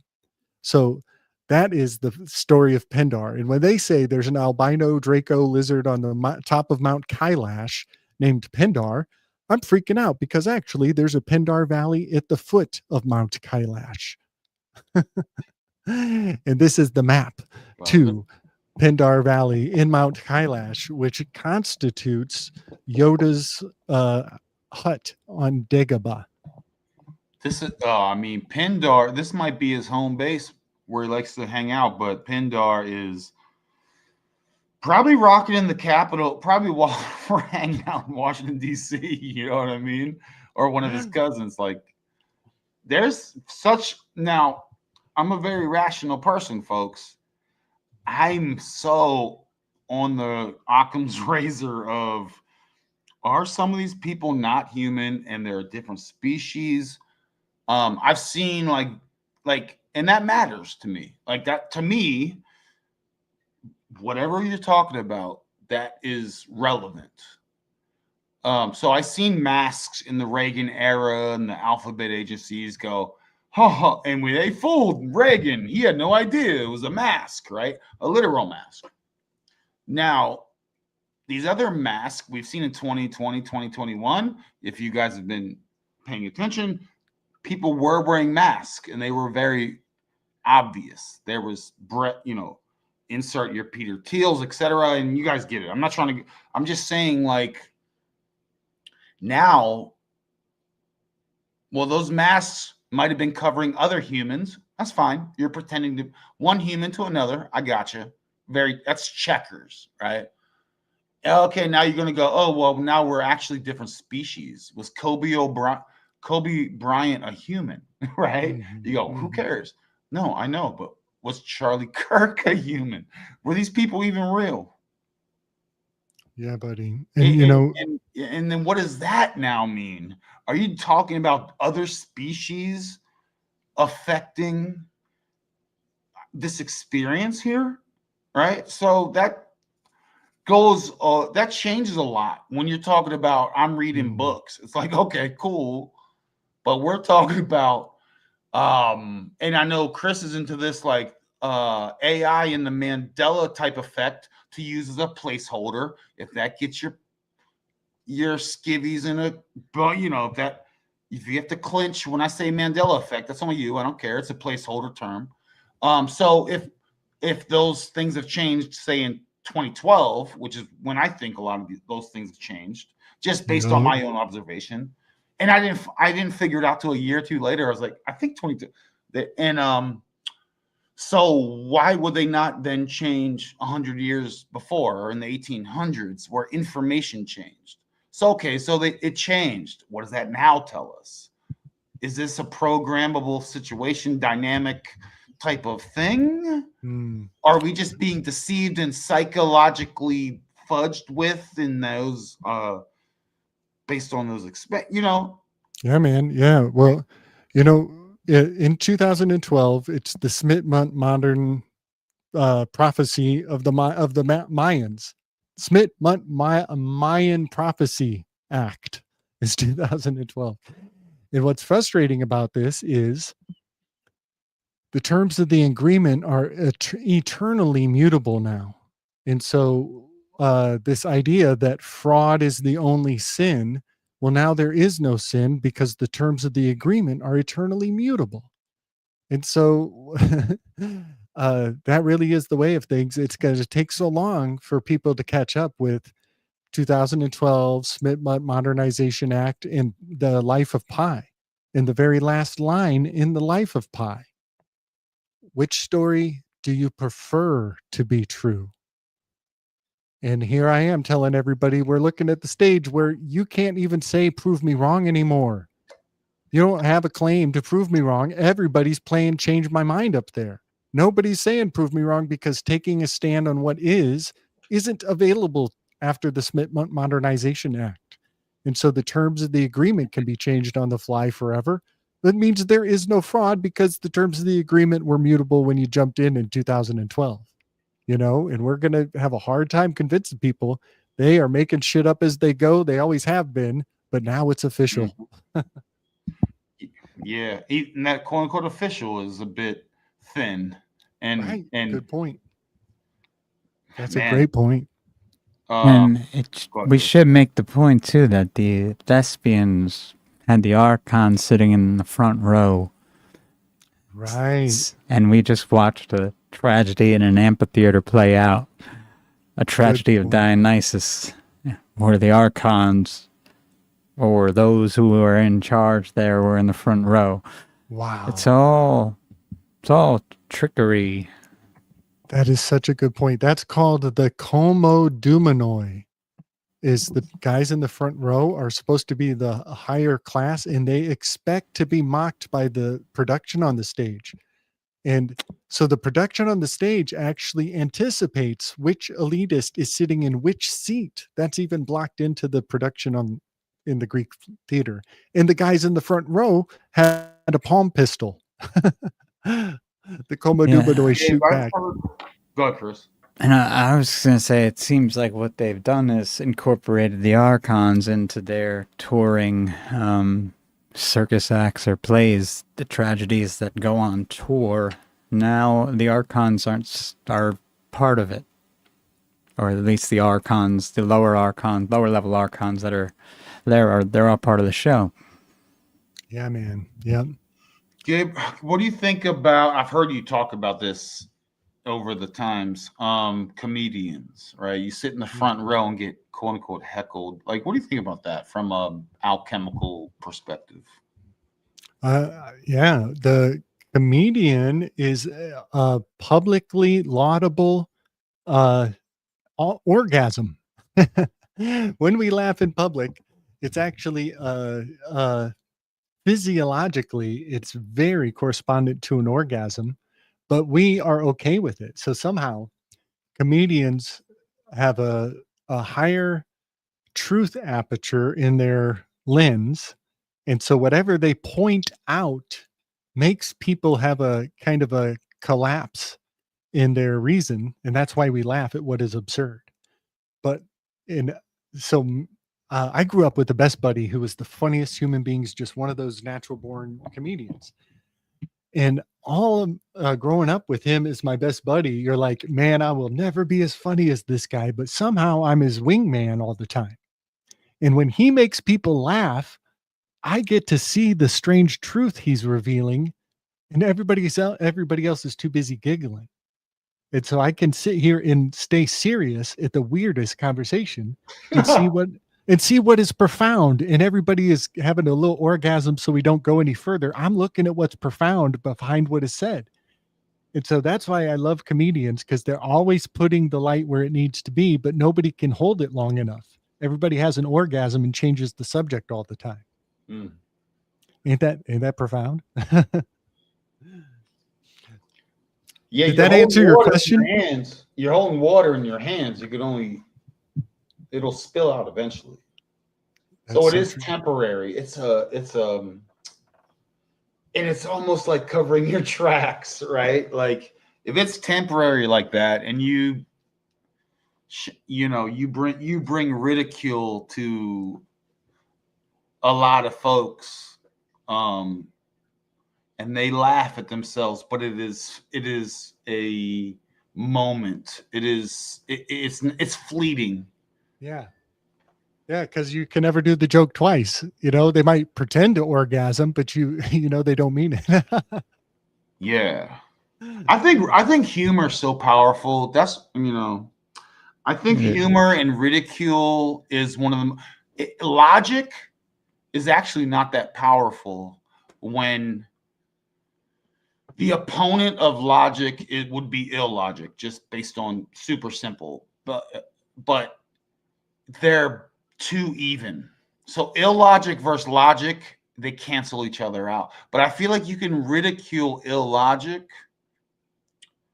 It's really malware. It's really spider webs in your mental mansion. It's really, all these things. But ridicule, when well applied, it is actually loving, and it is actually powerful in making changes. Right. Mm-hmm. And that's why it's problematic that a lot of the comedians are on the payroll. Yeah. And I will also point out that thespian has the word spy right in the middle of it. Whoa, that's great. And when the thespian troops, which they were called troops, came into town and they did their little thing, they would be taking the place of the gods. And then the gods would go and mingle, or the fallen would go and mingle while they were pretending to be gods on stage. Wow, yeah. And I think the comedians do the same thing now for them. Yep. For these same people. At least some of them do. There's some of them that don't. And like, it's just not as many anymore. Yeah, man. I'm thinking of Drogon, who believes in dragons. And some of them might not even be aware that they're doing what they're doing, Yeah, I believe in dragons. So Drogon, who believes in dragons, he thinks he's really cool because he has a monopoly on the ridicule. Right? Oh, well, he does not. That is obviously facade. Right, but you see how the trend is a fulfillment order. He's trying hard. He's trying real. Oh, wait, let me go back. So the thing is, the only thing with Rogan is like, the problem is every other comedian, almost all of them have who are at least speaking to some sort of truth towards whatever the hell's going on, have a lot of respect, it seems like, for him. So he must not know what's going on, because he must be a nice guy in person to them. Because I'm trying to think of like people who are just like, I mean, like we were talking about Kurt Metzger the other day. I mean, like he's going hard and with the conspiracy stuff right now, stuff that we haven't really heard many comedians even talk about, like the child eaters and stuff like that. New. Chris, I noticed he's brand new, and he does have. Well, but he's been around with writing for Jimmy Dore, which is weird because Jimmy Dore is like, he seems like part of like an op. But Metzger, he just seems like he's just talking shit, just being being funny.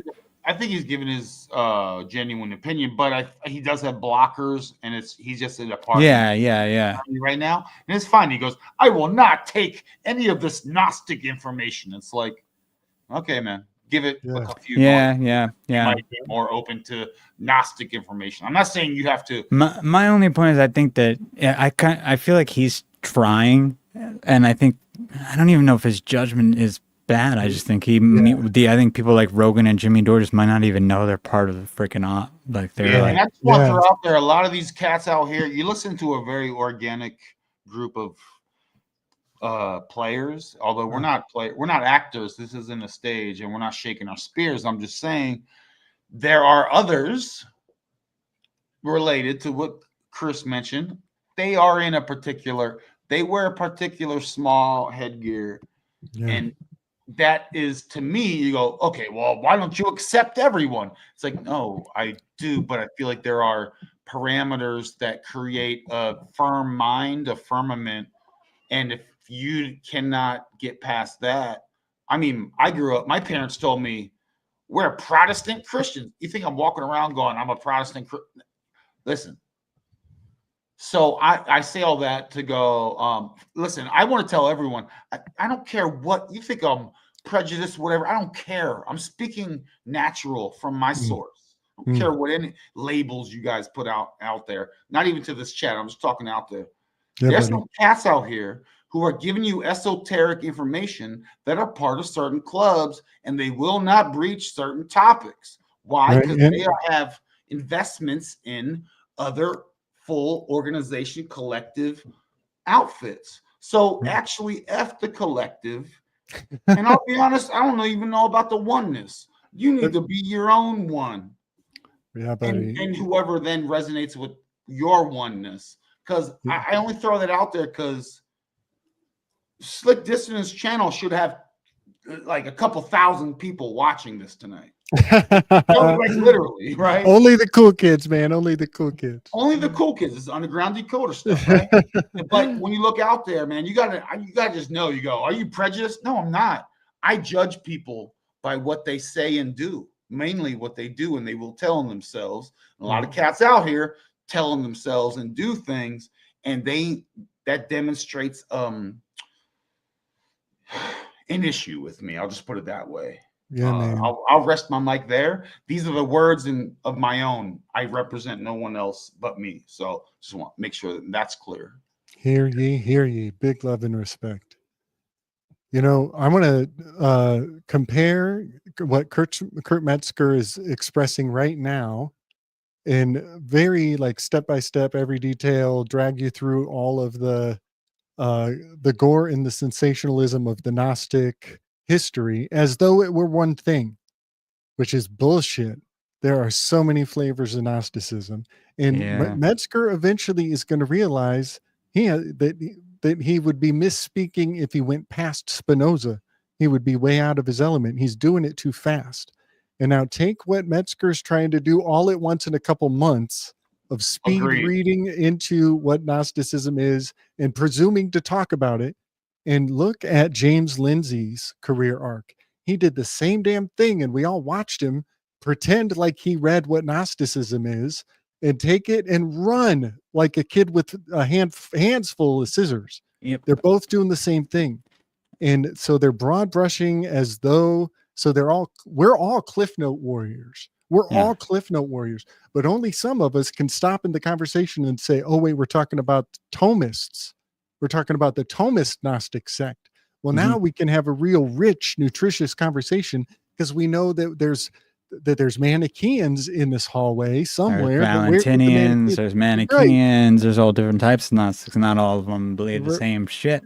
Yeah, and I was literally, and the funny thing is, he just had that guy, Nathaniel Gillis, who I just had on right before him on, and and I mean, the thing is with Kurt, I think it's because he's a comedian. He's really more so trying to entertain, and that's why it doesn't really, to his audience too, it's not really mattering. And if don't have a discerning ear, you're not going to really catch it. And the joke has to be funny to the broadest common denominator. That's another problem with the comedian. They're constantly making the demographic into this broadest common denominator just for the sake of we can laugh because we've seen it before. So Gabriel and Chris, I mean, one, I think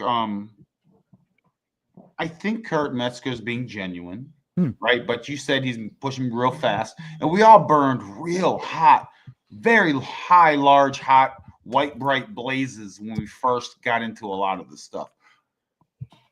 And it's cool. So I wish him, you know, and certain people we're out here, we have more of a we've come to more of a smoldering, just a more pace heat, right? A more regular heat.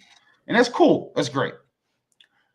I think he's coming from integrity, in my opinion. And I do too. Fine. And so I'm cool with you. I think Sam Tripoli's super dope. I think he comes from integrity. Same. And, he's trying to. I don't know where the hell his boy Dylan comes from. I don't know if that's just part of his character that he plays with him. It's funny. It's funny, but it's like, how long can you deny? I mean, maybe that's part of the show. You know what I mean? Chris, it's firmware. It's tough. But regardless, and I don't want to steer it towards them. This is about us tonight. This is the dopest show out there. Slick Dissonant. You kidding me, guys? I'm just sharing my observations on these comedy things. Now, there's real jokers. Sam Tripoli's one of the realest. Kurt's being integrity, but we'll see. Give him a couple years, he'll smolder. He'll get some good, whatever, right? We all went through this, right?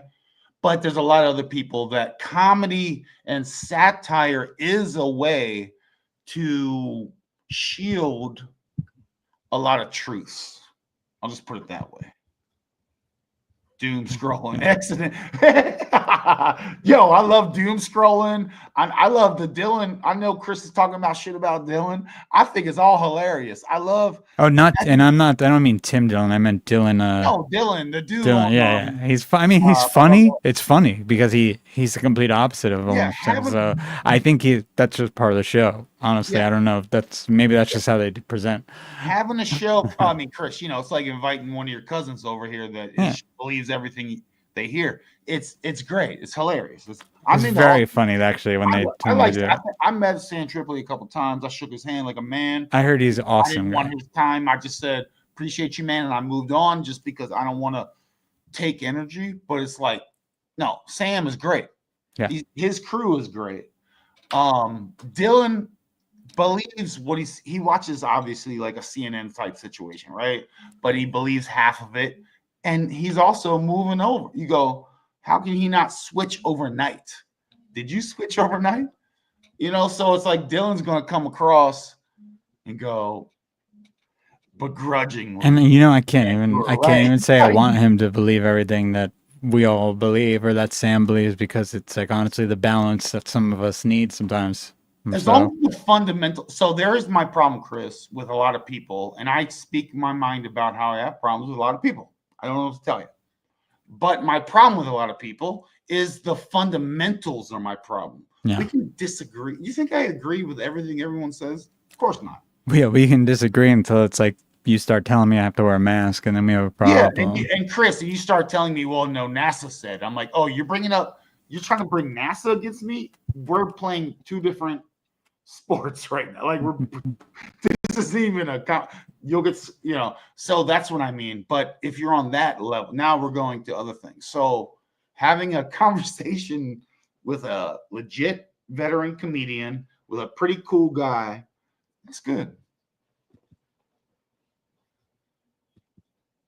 Nice. So Slick, we went off on a side path here. I'm just seeing that Chris, were you on with Deliberating Dogface Dudes? Yeah, I would randomly. I've been with them twice now. The one was planned, and then the other day, I was just in the chat, and Ben always asked me to come on because when he sees me, just because him and Emily do the shows every once in a while on the periodic table. So me and him get along well. I get along with all those guys well. How's the vibe? It's cool. It's cool. Always They chill. appreciate you? Yeah, they're great. They're great. They celebrate you. Super nice guys. Did they celebrate you? Go where you They don't. No one celebrates me as much as you do, Ronan. I'll tell you that much. We should do a Jets versus Sharks, Slick Dissident versus Deliberating Dogface Dudes, and we'll just. Oh well, I'm on your squad. We'll win. No, Chris Major out here, folks. You all even know? Y'all don't know. Y'all don't know yet. Yeah, no, Astronomy Pirates, right? The critiquing comedians beckons like us to challenge ourselves to do a stand-up comedy set, because it's not easy.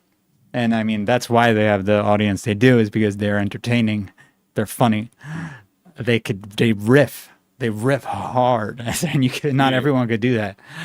No, I'm a fan of it. These comedians are great, but the uncompromised ones are so talented. Dude, I think we solve all problems. Bocce ball, if we play bocce ball, right, that is a test of skill. It's not about strength or who's the biggest or smallest or fastest. Bocce ball is a very important. I think I would say you could probably pay me to be in a bocce ball league. I feel like I would deserve a contract. But that's how we settle our differences between podcasts. Bocce ball, dude. So who are they called? The dog face cats? Yo, challenge open. Let me see what's that. Deliberating dog face dude. He's still talking about it. Open I don't even know what there'd be a challenge to. Open challenge. They probably agree with most of what we say. We'll meet in Kansas, so you can't say the ground was off level. I'm being silly. So much love. Yeah, no, they're cool. They're cool. Let's return to the material, though. I feel like we've been too much nonsense. Now we got to get back into the game here. Nonsense. Gabe, or Chris, Gabe's on mute, and he's like, "What are you guys doing to my YouTube?" I know. You guys are talking about nothing right now. You're just totally on mute, Slick, and we're just all right. So darts. Oh man, I hate these buttons, y'all. They put the buttons across the football field from each other. Okay, all right. Can you hear me now? Yeah. Oh man, that's so funny. Thank you, Ronan. I'm sitting there talking to myself. So yeah, Ghost in the Shell. Yes, this is an old weave, and I'm just kind of, I don't think I need to take everybody all the way through my adventures of all the times the tarot cards are being baked into culture. And to the Greeks, culture is like music. And so when I see pictures, I'm actually seeing the pictures musically as a tarot card. And that happens all the time. And when I look at the tarot card and then I'm like, well, what does the tarot card mean? And you go to a tarot card book, it's going to say a bunch of shit. Slick is here to tell you, think about the 13th Amendment. 13th Amendment changed the word slave. We don't use it anymore. Instead, we use the word prisoner. And so they didn't set anybody free, y'all. They didn't set anybody free. That is such a short change sentence. They changed everybody who was a slave into prisoners. And now you're a criminal. If they can keep you a criminal, you'll never get out. You'll never get out. And that is the class system that now we call it civil rights. We're fighting for civil rights. Well, that's actually the status that you're clamoring for that used to be called a slave. This is the Zizian death cult that is secretly the Viper Death Assassin Squad. And I just want people to remember that the transvestigation, coming back to all these rainbow Rambos, the rainbow Rambos, they are preceded by artistic installations. Did you see this, Ronan? Our weave on the Zizian death cult is the Viper Death Assassin gang. Have you seen this? Is he there? Did he say be right back? I was about to step away. Every time I step away, Gabriel, you ask me a question. Can you ask me please again? Yes, sir. Yes, sir. Have you seen the case that I've made for the Zizian death cult is the Viper assassination gang from Kill Bill? Who are the Zizians? Oh, fascinating. There's so much for people to pay attention to.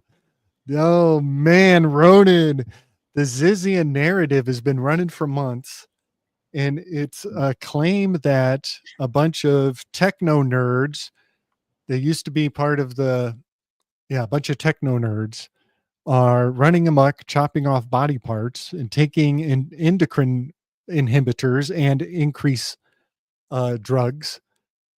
And they're called the Zizian death cult. You know nothing of this, Ronan? Basically, trans murderers, transgender techno Chris, murderers. You tell them about it because I got to plug in my battery. You tell Ronan about the Zizians. Yeah, it's from what I can remember, it seems like there were a few of them. They joined. They were friends. They were having like relationships with each other. They were into the same sort of stuff. They're all getting gender changes. Some of them half changed, some of them fully changed, some of them were still men. And apparently they committed a bunch of murders. And I don't think it was here though. It was somewhere overseas. I can't even remember where at this point. Were they Greek? I feel like they were Greek, but I might be wrong. Where were they from? Does anyone remember? Anyone in the chat remember? No, maybe Eastern European, who knows? But you get the idea. All these, it was right before all the transgender shootings started. There was a group of them. I'm not familiar with these words. Am I like really off not knowing this right now? I don't even know. I'm still muted. Gabriel's on mute, brother. Oh my gosh, it's a disaster, y'all. Okay.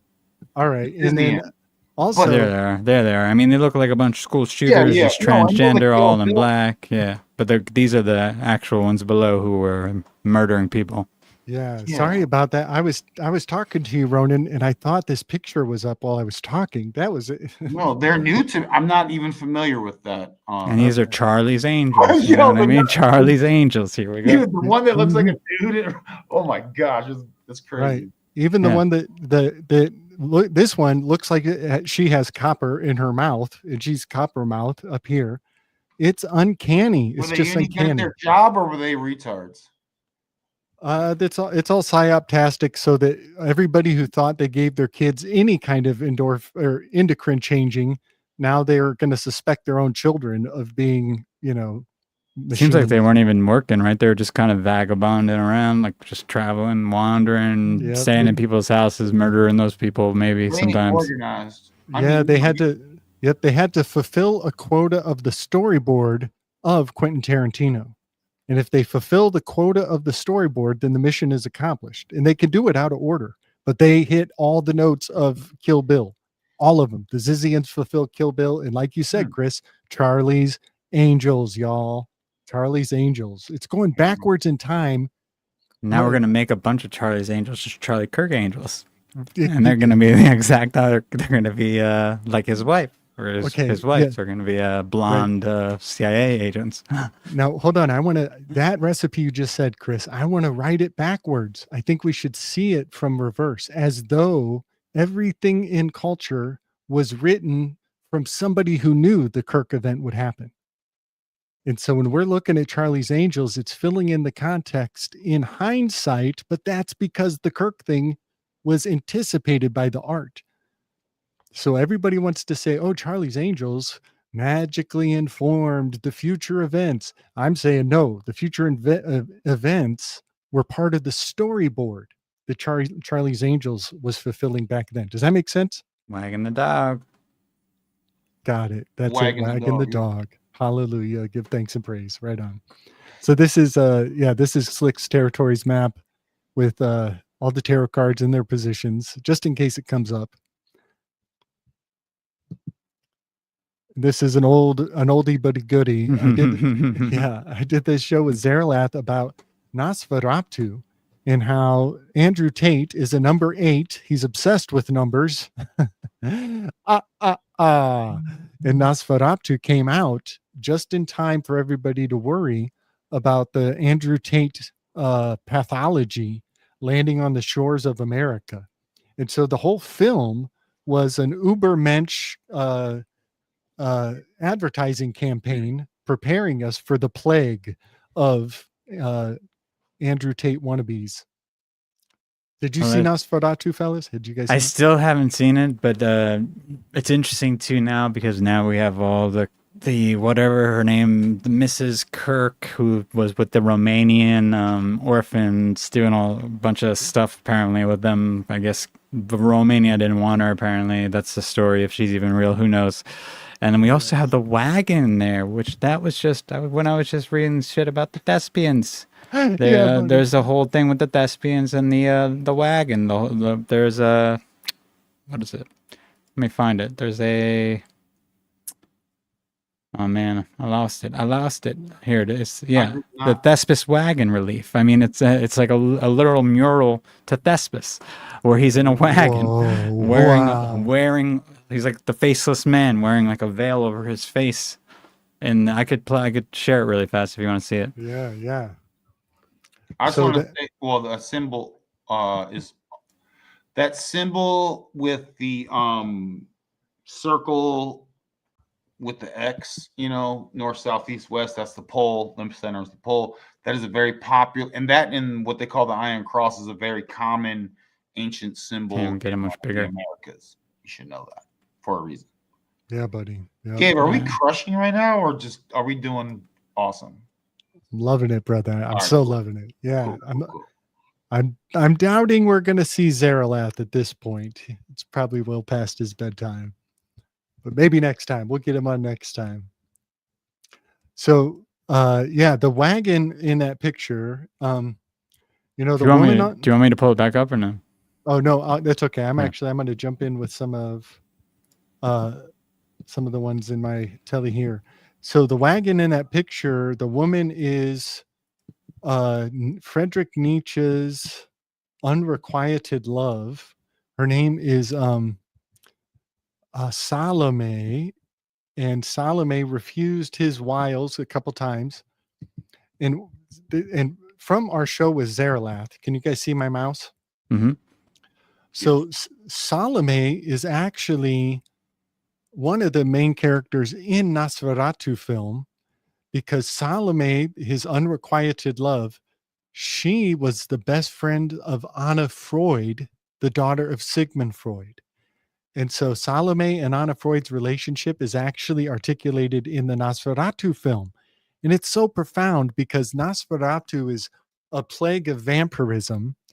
But these psychologists back then in their own biographies said, if we bring our psychology to America where they don't have an ethno state, it's going to be a plague onto the people because they don't even have enough generations of grounding in the land.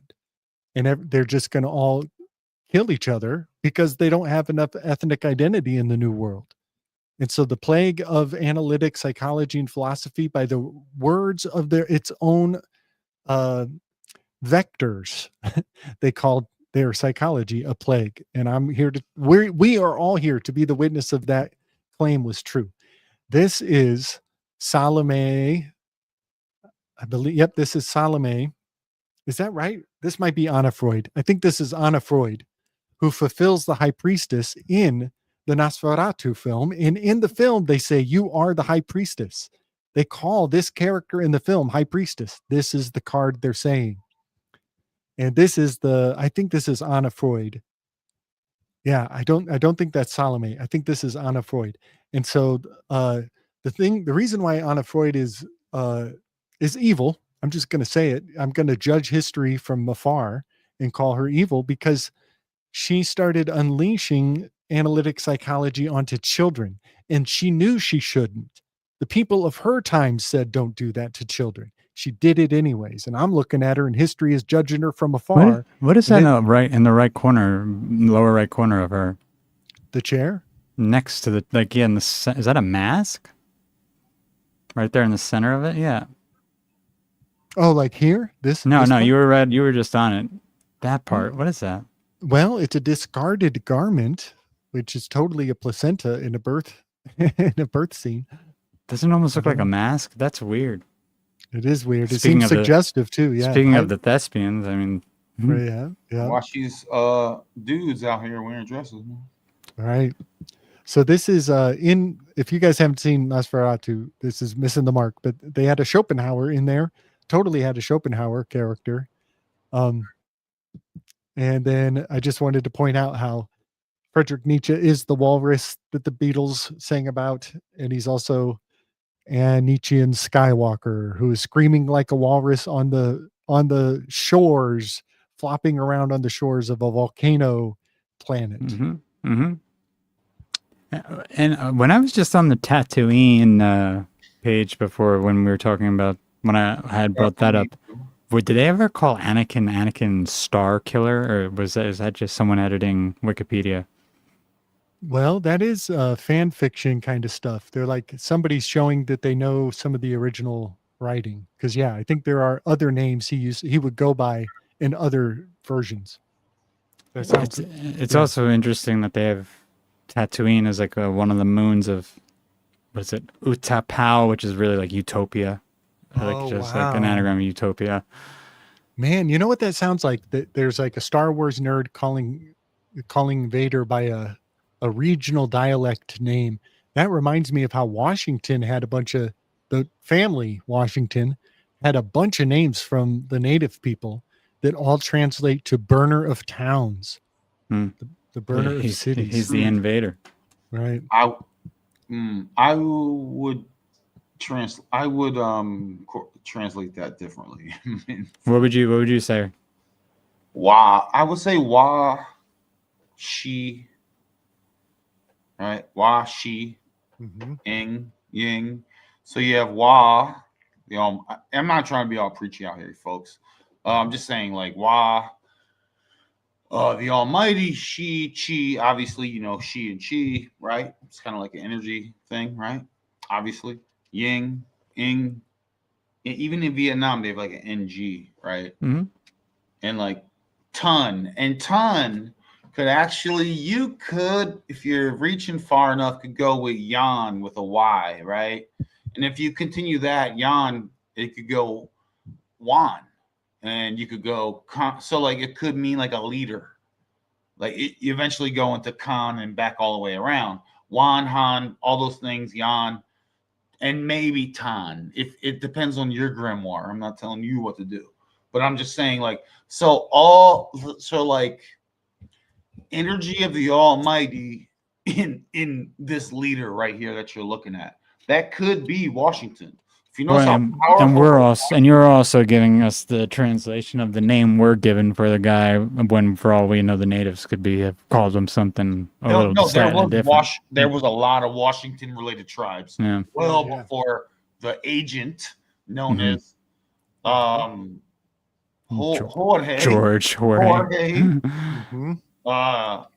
was introduced. His name was Washington because he was the member of that tribe. Right. It's not arbitrary. When you have a name, it's either who you're related to in a tribal sense and or your title. Washington was sent as a front man with handlers along the way to meet with other Washington tribes that were already here. Yeah, buddy. There was a lot of deeper interaction things happening. So that these names are, when you break them down, you could break down what is and was and how we are here. Go ahead, Gabe. I'm sorry, man. Yeah, man. And like, those other names, I have them written down somewhere. Some of them, they do all sound similar, but they agree that it's a destroyer of towns or a burner of towns. And I just want us to acknowledge our clutching of pearls and our sensitivity that might have been a compliment. It might have been a competition for whose name strikes the most fear. You know what I mean? And yes, so by the way, the homie out here said Don. Yeah. But Mystic Cat's a stargazer. Awesome. In Navajo, we say washing Don. Yes, just know, again, this is where I have to like reiterate stuff. Don, like a T means nothing to me. I have no respect for T's. Absolutely. I actually have disdain for T's. I love it. I'm only about the Dons and the Dunes. I love that. And the Dans. Yeah, buddy. So just FYI on my Yeah. I had a cool thought recently, y'all. This is super cool stuff. So in Capoeira, when we have a certain type of festival, it's a chance for the young ranks to rise up one step. And so we have what's called a batizado. And I say we, when technically this isn't my lineage. My lineage doesn't do bachizados, but in Capoeira, some groups do. And a batizado translates to a baptism. And so all the young bucks get a chance to come to the party and get their ass kicked in front of everyone one good time. And so you know that you've finished your bachizado when all the teachers have kicked your ass once. One good time. And each ass kicking is a memory flash in your data storage for don't fall for that trick again, right? And then at the end of the bachizado, they get another rank. Well, the word bachizado means baptism. And guess what else? A meteor shower is a baptism. Washing town. A washing town is a baptism. When the meteor showers create a radiant field in the sky. And that's something I'm really fascinated by, is 20 particular washing towns that pop up around the heavens like a whack-a-mole. Ain't that fun? Mm-hmm. So this graphic I have up right here is an old weave. I'm just kind of digging up old topics that I just want to stream back into the narrative again, because there's so many things I discover along the way. This is the Gansfield experiment, which is psychic driving, where they put ping pong balls on people's eyes and saw if they could read each other's mind and do all the types of stuff. But this freaks me out because ping pong balls on the eyes, that's all of the Muppets, almost. Except for Beaker, maybe? I don't know. No. Mr. Mellon. Dr. Mellon didn't have any eyes, but everybody gets ping pong balls except for the scientist. The scientist had no ping pong balls. He had glasses with no eyeballs behind it. Mm-hmm. These guys are all touch deprived now from this experiment. sensory deprivation, right? Yeah, there's so many better choices than ping pong balls for the real life thing. Like For the experiment, they probably could have picked a lot better stuff, right? They got sleep guards now. Yeah. Yeah. The Muppets is it's so funny about the Muppets, how oddly there's so many webs and weaves connected to the Muppets. It's like it's a show on TV, but so much is embedded in there, encoded in there. It is like so wild. You know, my favorite redeeming factor to the operation here is the Muppets were puppetry, but no strings from above. And that we had to, I think, for a generation, we had to forget that puppets should have strings attached from above, because that's how NASA is going to trick everybody in space. And so we needed to have comfort with actually having hands going up the ass of these icons, because that's how usury works in Dante's Inferno. Dante's Inferno tells you that usury is where the sodomites and the usurers both live, because anal puppetry is the best metaphor for how usury operates, much like a Muppet, not a puppet.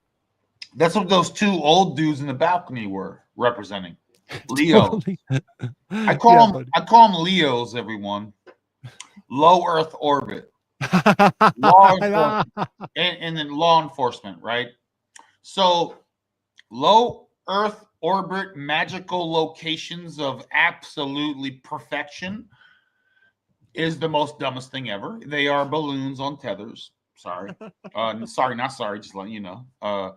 This is how things work here. And they are the potentially the overseers of the stage, of the play, the two old people in the Muppets. Perhaps. It's just, this is not much of a stretch. They show this kind of thing everywhere. I'll be honest, everyone, I don't feel like I'm saying anything deep right now. I feel like this is not what I'm saying and doing. This is just so obvious. So tethered balloons in low Earth orbit on a flat plane is why these so-called satellites don't move anywhere. How do you find that sweet spot? Whatever.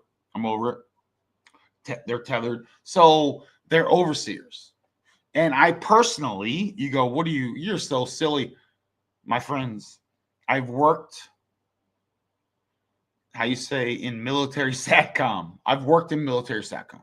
Okay, you're talking to someone that's literally worked with the military SATCOM in all the places, the stands, the racks, the areas, you know what I mean? So you're talking to someone that has firsthand hands on the keyboard experience when I say these things. I didn't read this. So when I think, so all that to bring back to the ceiling, I'm not trying to be serious. I'm keep the playful. There is a reason why I say those things, and they just Overwatch. They're Overwatch. And it's pretty wild, The ISS doesn't exist, I'll put it that way. And, it can't swim with rats. And what do you want to do? But there's overseers, and they do have land communications that is very strange, where it can see you and gauge all these things, all these 3, 5, 6, 4, 18 Gs, you name it, whatever they want to label it. Your Wi-Fi router, etc., your cell phone, these devices we're on, they triangulate and see where you're at, your heartbeat, all these. It's very intrusive things, actually, and also harmful at the same time. So it's like, I can't. How do you punch someone in the face? You know what I'm saying? It's like, what does that even do? Like, it's not gonna. You know what I mean? So these are things that are very well happening. Combine that with your spirit, your loose, your energy, your grounding. What's that all mean? What do all these ancient concepts mean? Go ahead, Gabriel. Let me get out of your way, where I see you, man. Right on, man. Yeah, that part where they saw the mouse up on the ISS, all the malarkey of it. I just always point out ISS is 911. Every time we said ISS, we're secretly saying 911. And when there's a rat on the ISS, it's an emergency vector. Rats are vectors for disease. And vector is the symbol that NASA loves so much, so it was And for not the hackers, rats, for the hackers out there, remote access terminals. There's some guys, you got some hackers here in all levels of the hackery. And rat means remote access terminals. It is a very real concept. Yeah. So when we thought, oh, we're smarter than NASA, we caught them with the rat. You thinking you were smarter than them made you a remote access terminal. And the vector of the mouse was onboarded because you thought you were smarter than them. They knew that you knew that they knew. You know what I'm saying? I'm constantly taking people outside of the superiority complex you thought you deserved when you caught them tricking you. But I'm here to tell you, they knew you were going to know they were tricking you. And there's an op inside of what you thought you were consuming on a larger scale. Another forest from the trees yet again. Nice. This is an old one about. By the way, Sam Bankman-Fried, he didn't go to Duke, did he? That sounds right. Because it just reminds me of there's this thing called the Duke systems that had Blue Force. There was a tracking system they used back in like Desert Storm and stuff. I'm sure Ronan knows about it. It's like all the biotech stuff that they would use. Desert Storm. I have no inside info on Desert Storm. I know what all the dude, Desert Storm was such an experimental of chaos destruction. Like, let's just try this. It was just from what I've heard. I have no. Yeah, my cousin was telling me it was like back in the mid 2000s. I'm looking at the text now. Blue Force tracker from Duke Systems basically is like literally like they're wearing just one little wire like it was around here, and it could send a signal back to those old men you're talking about sitting in a Humvee somewhere where they could just push a button and tell them where to go, what to do, who to hit. Wow. And that was like years ago, 20 years ago now. Yeah, man. It reminds me of that coyote thing in the middle right there. That was Desert Storm. Desert Storm was that. Ghetto ass. Let's just shoot bombs at and see, and then it poisons them later. It's like weird. It's so fascinating. I love that the coyote matches the cigarette, but the death end of the coyote is going into the smoker. Like when you overlap the coyote glyph onto a cigarette, the death is pointing in the honest direction. It's kind of funny, but this is a lot to do about, remember the freedom torches, liberty torches of the ladies. Ladies are going to go out and march in the streets with their liberty torches. And there's a green with envy that was baked into that. And that is social engineering on high with Bernays and the Germans. They all set it up so that the green of envy from the beginning of the spell, later down the line, when you wish you hadn't bought what they sold you, the green will again become what got us into this mess. And so the green with envy of the lucky strikes, and so many doctors I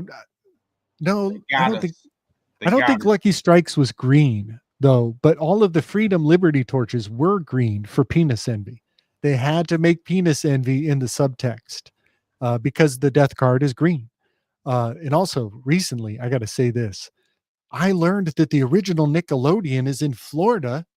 And that means this card belonging on Florida is even more true than I ever could imagine, because this is when you say, I don't know, and you get slimed in Nickelodeon, that is the Slimer of this card.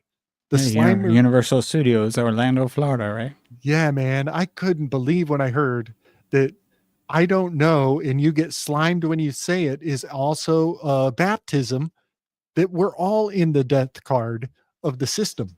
That is so profound, saying, I don't know, get you slimed.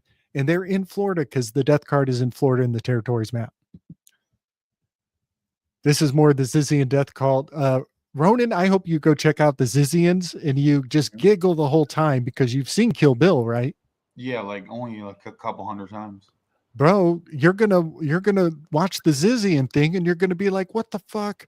Kill Bill is totally up and running. It has been for months, and they're gonna come back around with this shit. So Take some screen caps, y'all. Literally, Yeah. they remind me so much of the Manson cult. The girls outside, or the girls with the shaved heads outside, like crawling on the floor like maniacs.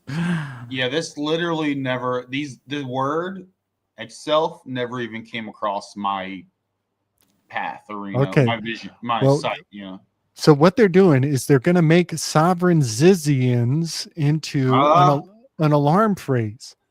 And if you think you're a sovereign citizen, it sounds just like what those Zizians were up to, right? All you have to do is rearrange a couple of letters and you get Nazi. Oh yeah, man. They are cooking with gas, y'all. We are. I think we're lucky. Are not ending. The psyops are only gonna get more and more, folks. Yes, but so every time everyone hears central casting, don't let the cult of personality throw your mind into a mania or a frenzy. Just think back. The Slick Distant told you. Yeah. Central casting means that you've seen this before, and it's because the CIA is the Actors Guild, and they're writing it. Definitely. It's being written in reverse. We're not saying it honestly when we say, oh, it's predictive programming, and art is making it inevitable that we'll see a prophecy fulfilled someday. No. The prophecy is what they started from before the art was made, before the film was even instilled. So let me just throw this out there real quick, surface level stuff based on what he just said. If for those that don't know, early Afghanistan, that quote unquote president, he got tapped on the shoulder in Langley, Virginia. You're now the president of Afghanistan. He's like, cool, I've been working on this. He puts on the beard, he talks the talk, whatever. Muslim Brotherhood in Egypt, same thing. Out in the area in Virginia, goes to Egypt. He's like, I'm the Muslim Brotherhood guy. Cool start, great. All those people that like during the Iraq stuff, guy goes out there, changes his name, Langley, Virginia area, he's there. Guys in Venezuela, shall I continue? Guys in Venezuela who's going to take over. They just happen to be based out of around Langley, Virginia. So on and so, I can name 10 more countries in the last 20 years. So why do I say that? That is based on the alphabet agency that Gabe mentioned, and they are actors. Yeah, they put on the name, the accent, the outfit, and go, hey, and that, it doesn't. You can send one of those guys to Afghanistan or Venezuela. That actor will do the part, and so who cares? That's what's taking over this realm in a very now recent time. This isn't things 2,000 years ago. So anyway, and also I just want to bring up to remember that not every actor is part of the op.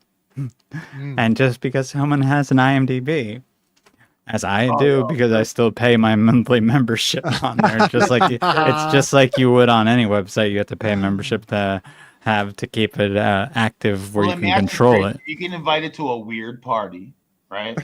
I haven't been invited to any parties. Ronan loves these hypotheticals. I haven't been invited to any, but you would have to start probably being and doing some stuff to start getting invited to something. Just get invited to something. They're trying to fill you out. Would you tell us about it later? Of course I would. I've told so many stories, man. I've been around so many weird people. That's why I stopped doing it. I stopped really working with. We're talking about these parties are to get you to the next level in Hollywood. I would never go in the first place. I'm hard to work with that sort of stuff, man. That's why I don't do it much anymore. I had to start working on the production side because I was so disgusted by certain behaviors, I would say. Last week you said you went to your brother's party. How do we know you didn't go to a Hollywood party? What? Who was it? In New Jersey, at the Jersey Shore. Sure. I went down to my mom's after.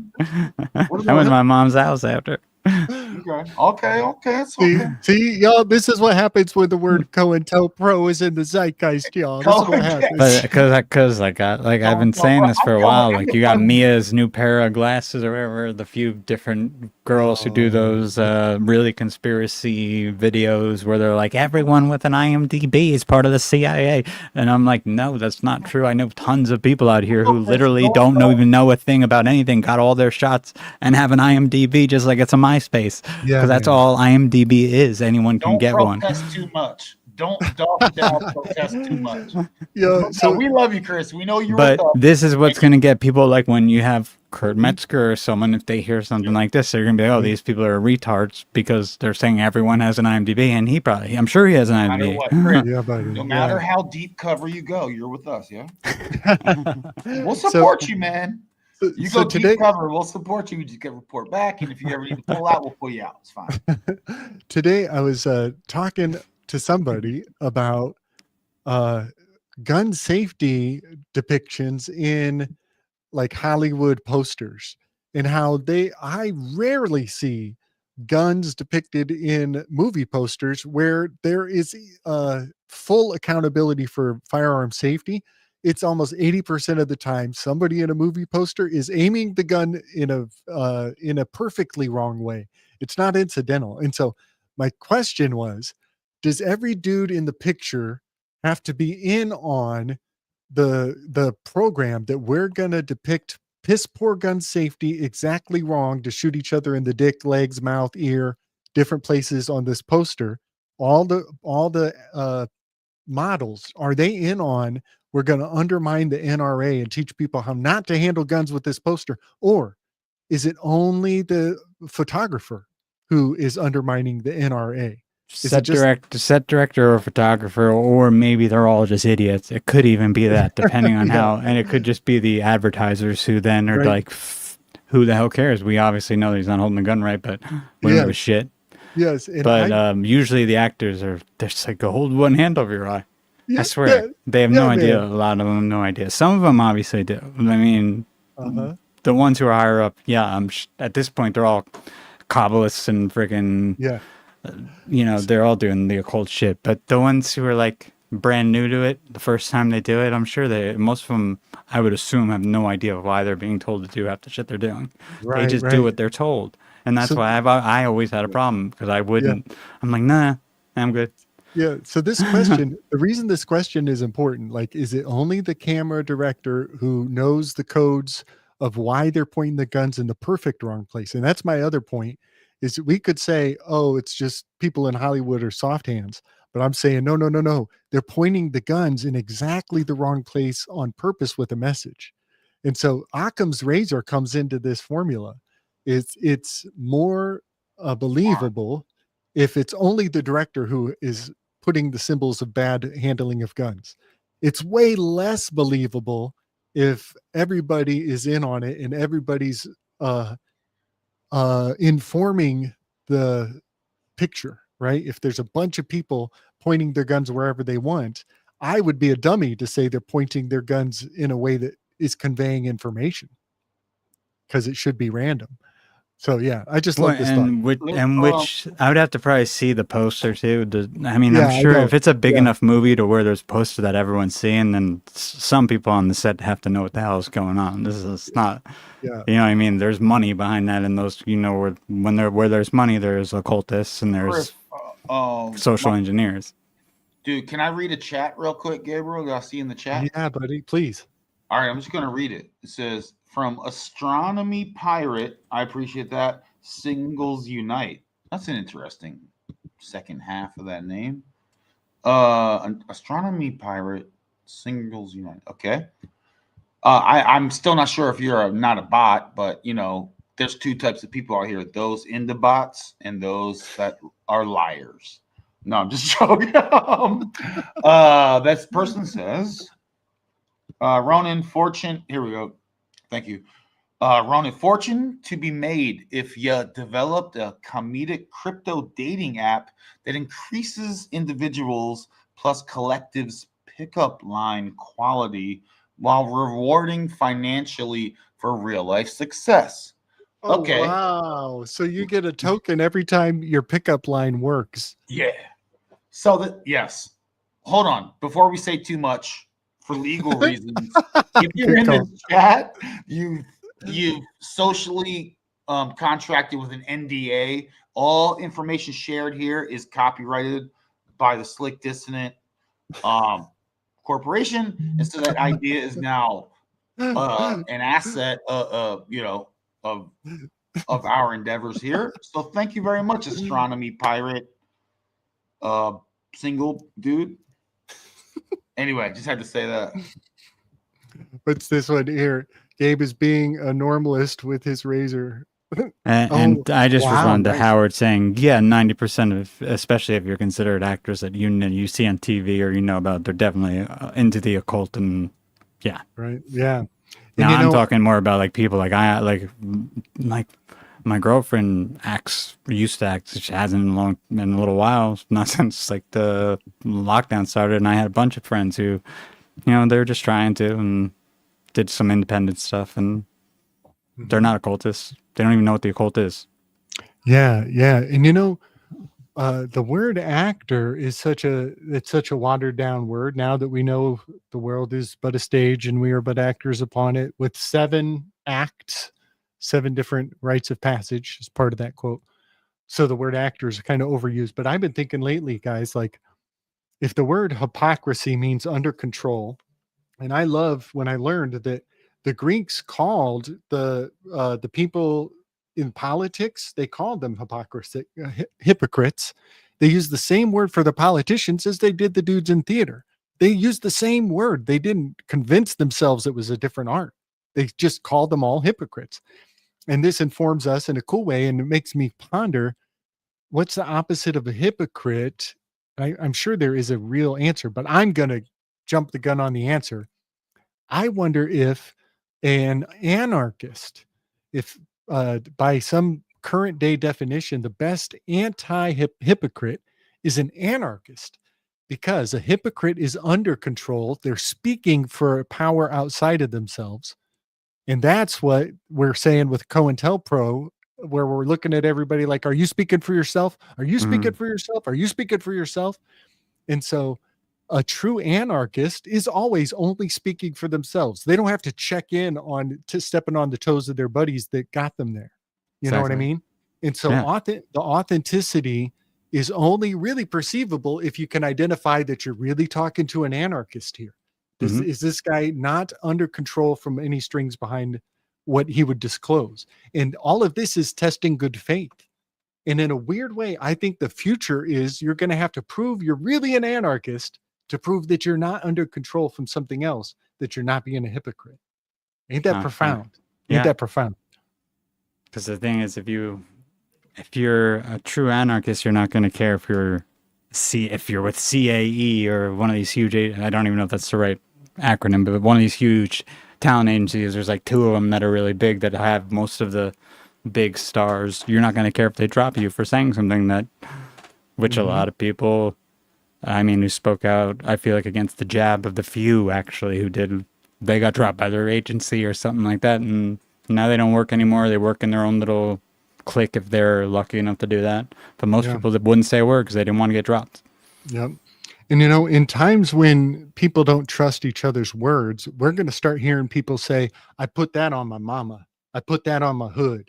I put that on all the things I ever did in the past that make me who I am.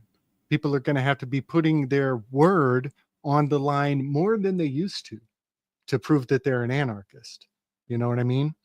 And all that thing, I put that on my mama, that saying that in the public is a way of saying there's nobody behind the curtain who would hurt my mom to make me say something otherwise. You know what I'm saying? When I put that on my mama, that is saying I'm the genuine McCoy. But then one more thing about too much authenticity is on the Enneagram. It's a number 3, the achiever on the Enneagram, Neptune or Dionysus. Too much authenticity can become a problem. Nietzsche told us that virtues become a vice. And so if everybody's like, I put that on my mama and I'm an anarchist, I'm not a hypocrite, I'm not here acting, too much doing that is also leads to checking your ID everywhere and making a habit of pulling your pants pocket empty at TSA. So authenticity can become the vice that they want us to be compelled into. Yeah. Because you want to put it on your mama. Is your mama still alive? Show me proof she's still alive. Then where she live.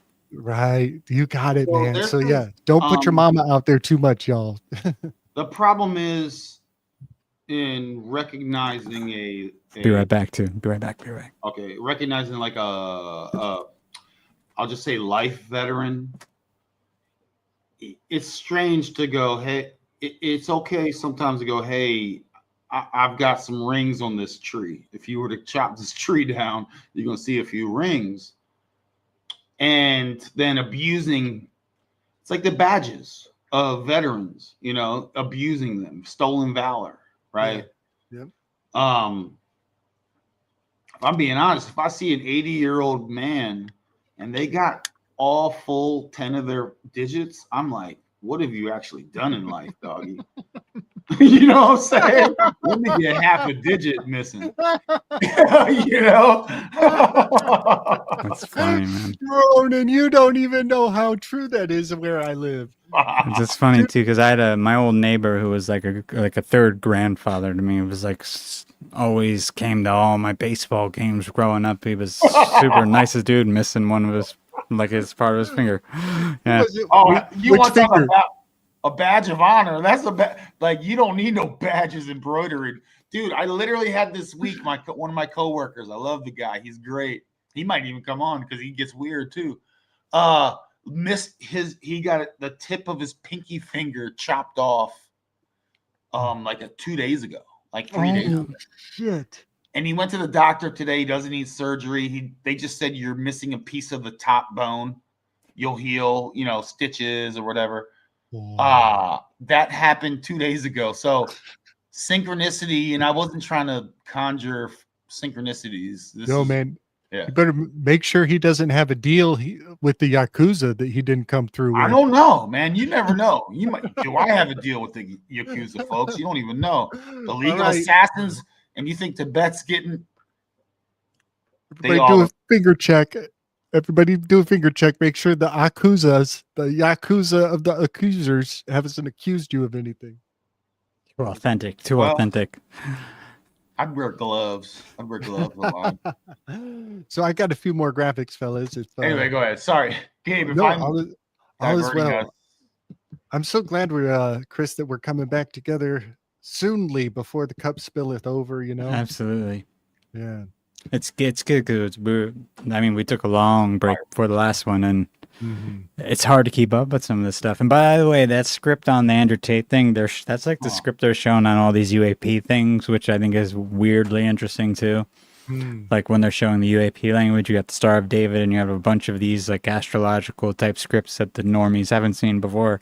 Yeah, and it's very much like the tattoo type occult scripts that you were showing. So I just wanted to throw that up in there too, because I think we're gonna start seeing more of that. Yo, real quick, Chris, I'm doing good, right? Like I'm not embarrassing myself too much. I think when I'm invited, I don't get invited to a lot, so I'm very like honored, and I'm trying to behave. You know. You're solid, bro. Always. So, you guys follow the Thomas Massey situation? You've been hearing him? I know about him. Yeah. I know that Emily and Danny talk about him once in a while. Yeah. Yeah. So he's getting set up to get wrecked. Watch. Later. It's incredible, y'all. The Overton frog water under Massey's ass is something for the history books, and I just see too many hopes being put into one basket, and there's a theme to all the hopes they're putting in that basket. And one is that, you know, Fort Knox is in Kayenduaki, Kentucky, where the Fool card falls right there with Fort Knox. And I think my phone is secured by Knox. You know, it's a fascinating word, but I also see, like, is it going to be a black mass with Massey? Yeah, buddy. It's so profound. And I guess when it happens, I'm not saying, oh, Slick Dissident called it in advance. I'm just saying it comports to the Kill Bill narrative with the Sovereign Zizians. That's my point, is that it's also in the same paradigm of the same psyop of the Kill Bill spell. So if you go back to Kill Bill and you look at the Zizians, you will find that Thomas Massey is entangled into the plot deeply. He is, right? I didn't know that. Yeah. Or he will be. If he's not now, I'm saying he will be when the Zizian thing flips again on the news. And then this is Serbia, where they had the sonic weapon that made all the people run through the streets. Do you remember that, Chris? The sonic weapon? Yeah. No, I remember.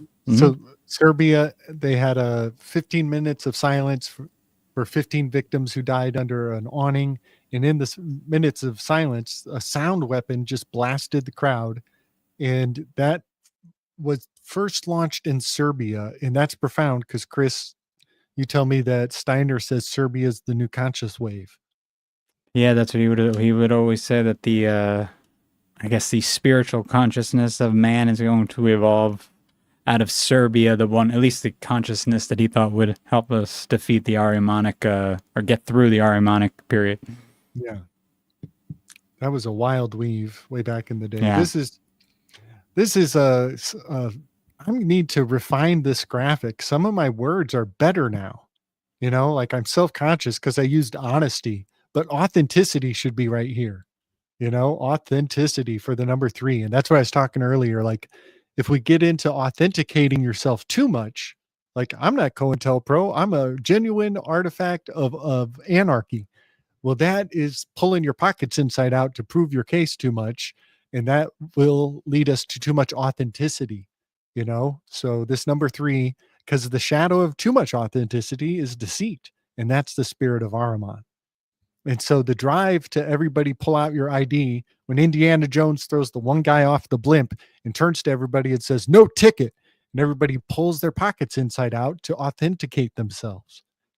There's something fascinating about the catch-22 of the wait a second. See, I was wrong. I knew I was wrong. James just corrected me. When I said it the first time too, I thought it was wrong and I wasn't sure. It's Slavic, not Serbian. Oh, thank you. But Serbian sounds, for some reason, Serbian resonated. I was into it. Thank you. Right. Slick, Gabriel. So being super authentic in that way, to a fault. Do I reveal I have a knife boot? I got a knife boot in my boot, or do we got to reveal everything? How authentic we try and be with who? I mean, and then really when you, oh gosh. That whole shadow self, you know, dark night of the soul, all that stuff. So it's like, how authentic are you with yourself, yo? And then you can throttle PSI how much authenticity leaks out to the various distances. You know? Yeah, man. I don't know if that was a question or a statement, Gabriel, but yeah. Yeah. Well, the vice, so the personality type of the number 3 is an achiever or accomplished one with a shadow of deceit. And the weird thing is too much authenticity can be a hazard. And there's even a level with all of the Enneagram, we could be saying you're achieving things because you're deceiving yourself. You could turn this into just a one-person conversation. It doesn't have to, with the Enneagram, it could only be about you. And so you're real quick, Gabriel, James Kaplan should that person, he should probably achieve a slick dissonant YouTube wrench. And also he said Serbs or Southern Slavs, so I guess I wasn't totally wrong. They might be Serbs. Southern Slavs. I know it's right. It's like, they're cousins, totally cousins. It's Slav. It's Slav. Yeah. The wrench has been distributed. I thought James was already wrenched. Dude, bloody, get it bloody, bro. You've been knighted, James. Congratulations. Thank you, Ronan. Yeah, big ups, y'all. Yeah, he earned it. He earned it, folks. Oh, for sure. Don't mess with my boy James, y'all. Bring it. So this graphic is an old one from a great show I did so long ago on a channel called Esoteric Thoughts.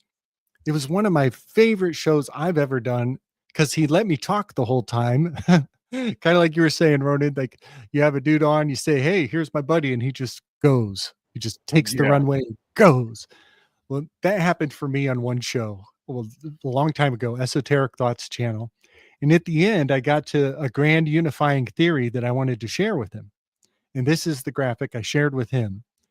And I told him that I've come to believe, after uncoding the full 22 cards of the major arcana out of Marvel Comics, I have a claim upon my own expertise of experience that the tarot cards have been utilized in mass almost without exception in plots and stories. And we've been conditioned into these signs and symbols on a deep way beyond words. And so I told him that my grand unifying theory is that the Thoth deck is coming in from the subconscious to replace the old Rider-Waite, and that they're using Oscar Ichazo's Enneagram specifically with the vices and virtues. And I told him I want to someday be able to speak to theatrical productions and prove that it's not just Campbell's hero's journey. It's something else going on that is more in line with Oscar Ichazo's inevitabilities of human habit and biological imperatives. And we call it an Enneagram. So I'm telling this guy that someday I want to be good at this. And he is so excited. He's like, I can't wait. When can you do a presentation on that? And I was a little alarmed that I had bitten off more than I could chew because I wasn't ready to do the presentation. I had so much to learn. Well, today, ladies and gentlemen, Slick Mystic could tell you that the one ring to rule them all is a Notoricon for Tarot, the tarot. But it's not just any tarot. There are differences between the decks, and the Thoth deck is the one ring to rule them all, in my assessment. Yeah, buddy. Yeah, buddy. Yeah, Thanks buddy. a phrase. Yeah, right. So this is a graphic. I believe that Jordan Peterson is being framed to look like the reincarnation of Jean-Jacques Rousseau. I think that is a far out theory. And I think somebody behind the curtain is still using the theory of genius from the Renaissance, that somehow these great minds of history really do come back, and you can watch their biographies if you're paying close enough attention and find reincarnations from the past. Excuse me. And I think Jordan Peterson is comporting to the biography of Jean-Jacques Rousseau, and I don't think Jordan Peterson even knows it. I think he doesn't know it. Just like my question of, remember the actors role modeling bad firearms? Do the guys, the models, do they have to know that they're actually undermining the Second Amendment when they put their guns in the wrong position? Or does only the guy running the camera know? I don't think Jordan Peterson. They receive the job. No, they get conscribed to do the job. And they do the job.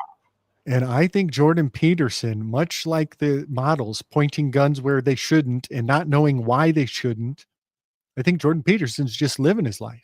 I think something from outside of his perception is making sure he fulfills the life of Jean-Jacques Rousseau. And Jordan Peterson would be alarmed to find out, holy shit, I'm actually a crypto Jean-Jacques Rousseau and I'm fulfilling his biography and becoming a conspiracy theorist against my own will. I think that's really happening. And I think it's laid to bear in Superman.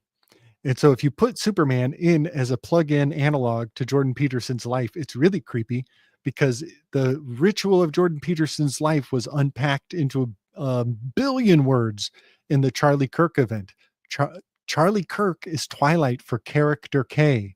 It's a pillar of salt. And the pre-assault indicators of pre-crime are being orchestrated right now when everybody in the world wants to watch all the videos of all the events that went up before that moment. It's turning into a Minority Report around the Kirk event, the character K in Salt Lake City. The pre-assault indicators are being packed into the history around JFK for the kids. All right, mic drop. 100%, probably nailed it. I can't even add anything to that. That was spot on. Yeah. I get running on these weaves and I'm like, somebody else talk. I need to breathe. And someone said Palantir in the chat, and I Palantir I think is almost just like the tip of, obviously, the spear. Like there's tons of other agencies doing crazier shit than them. Right. We talked about that a while back, that if we know the name of the company if we know the name of the company in the public, it's almost a sure bet that they've sold it off in some other incarnation by now. And we're just still using its old name. Yeah, and Palantir has been around a while, so that's proof of that too. And it's just more proof that these guys are such nerds with the names from Lord of the Rings, and just it never ends. Oh yeah, never ends. Yep. So this graphic, Chris, you and I talked with Emily over on her show about how Athena and Pallas were in a training scenario, and a horrible accident happened in the training scenario. And Athena was about to lose. She had fallen down, and Pallas was just about to strike Athena. And Zeus cheats from the bleachers, and he shakes the Aegis to scare Pallas. So Pallas doesn't strike Athena to win the battle, and Athena does a desperate maneuver and accidentally kills her best friend in a practice scenario training. And I think this is the reason why they're always running drills. And when they're running drills, there's this plausible deniability that is opened up, that the trauma can happen with less accountability because we were just running a drill. Mm-hmm. But I think they ritualize that stuff to the max. But running drills is also an auger. They're drilling into your head that this is the way it's going to be. And so this is disclosure of the palmigration protocols. And I think they actually ran a drill of exactly what happened with Kirk at another school nearby. Yeah. Around the same time as this all happening. Right. Yep. Yeah. So I just wanted to bring this graphic to remind people of. So when Athena killed Pallas, her best friend, she was so guilt-ridden that she went on to forever wear the name Pallas as a mantle for her failure. And so Athena has this weird thing about trophies, but they're not trophies the way we think about trophies. She's taking on her history of failures to remind herself she has to wear her failure. And so when we say trophy, we think of pride, but that's not at all what Athena was doing with her trophies. It was a self reminder of failure and so that she can always strive to be better. And so, yeah, I think there's a fascinating cultural flip around the word trophy in that aspect. Heck yeah. I mean, the sociopathic serial killers now take the programmed killers, I should say, take trophies instead of those trying to learn something from what they're doing. Yeah, man. And then this is an oldie but a goodie, y'all. The CORONA 369 of the Order of Nine Angles. They're whatever Enia punked has the vector symbol for Star Trek. Ronan, are you with me? Have you seen us do this graphic before, Ronan? I'm with you. Yeah. Cool. Have you seen this graphic before? I'm not sure. So do you know about the Order of Nine Angles, Ronan? Not off the top of my head.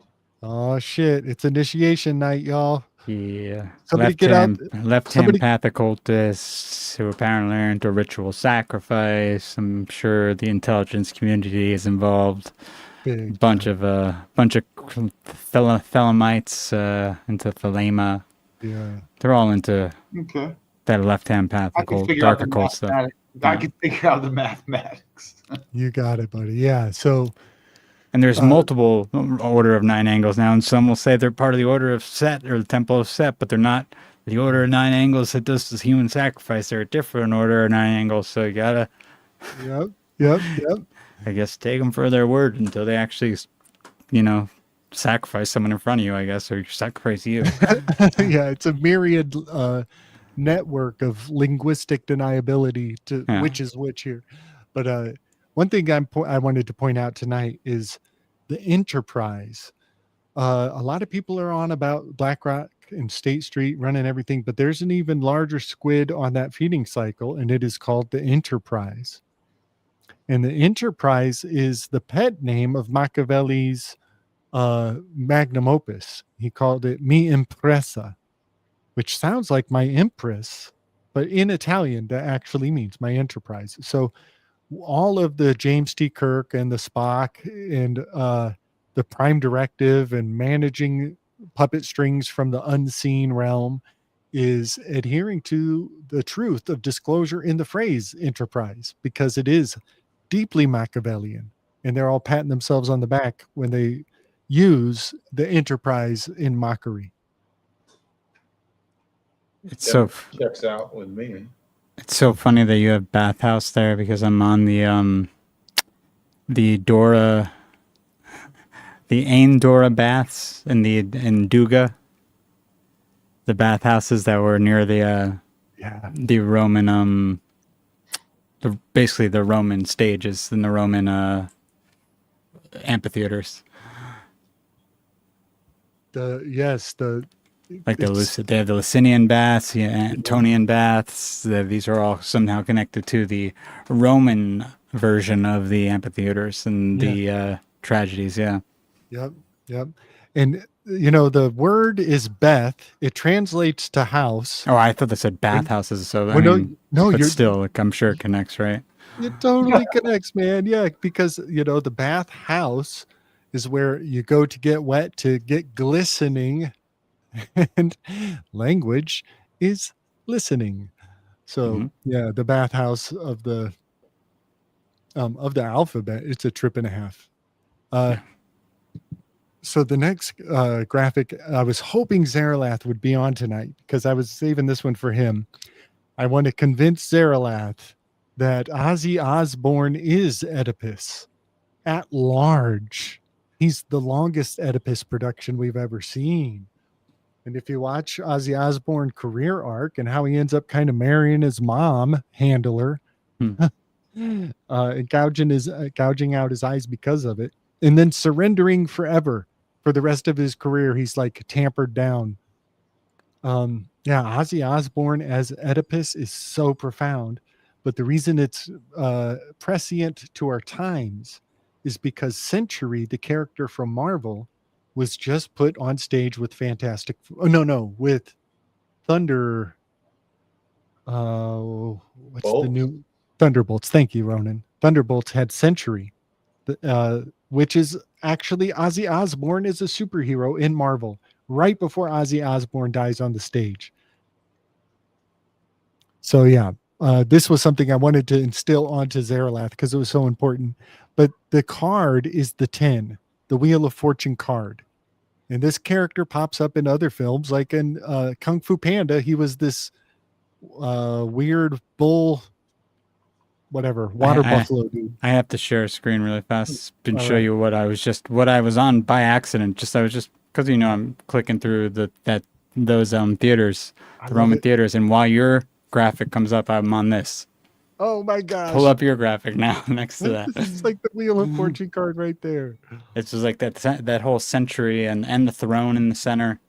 Everything is like it lines up. That's the International Festival of Duga in one of the Roman amphitheaters. Looks awesome. Let's see. It says that century. That's the bottom left half. Wow, dude. The color theme, everything, and then you have the throne up top. Yeah, man. Yeah, dude. I bet a lot of places are built just for that purpose. And a hecatone. That's important to the card. A hecatone is a 100-year period. Oh, but that is the card for the number 10 card. So it's signifies 100. 10 card, 100 hecatone. There it is. And when there's a hecatone and a collapse of a civilization, the power dynamics of the family of the royal house is an indication of the inversion of power in society. So when Oedipus is fucking his mom, it's actually because the society is cannibalizing itself. The power dynamics in households are the micro of what is on the stage. And this is a favorite of mine. I just love this word. Hierophilia is fetishizing or making sexy sacred implements. And this is where I got to break it to everybody. The women have clickered us too close to the sun. We've been clickered us too close to the sun, y'all. I think that's really funny. Yep. And then here's my last one. This is It was Jeffrey Epstein with the episteme of the secret hidden technology in the study with the auto pin. That's who done it. Every time I see that hanged man, now I'm starting to think of the broken hexagram with the broken arm, like the one broken arm. Right. Hey, Chris, can I ask you for your assistance? What's happening in the chat? I'm totally lost in the chat. They're talking about paint, which is in parentheses. I don't know. I lost a lot of. Yeah, is that some code for something that I'm not aware of? Because I'm an innocent, young man. Mario Paint. I don't get what's it. Okay, if you can't explain it to me. Yeah, no, I have no idea. I don't think I could see all of it on my end. That's why I was confused a little bit too. I'm only seeing some of them, I think. Bring up that clue thing again one more time, though. Yeah, go ahead. I'm sorry. I don't mean to distract folks. Shout out to the chat, by the way. Mm-hmm. I think you guys are crushing, but 50%, I don't know what's happening. Here we go. Who done it? Who done it?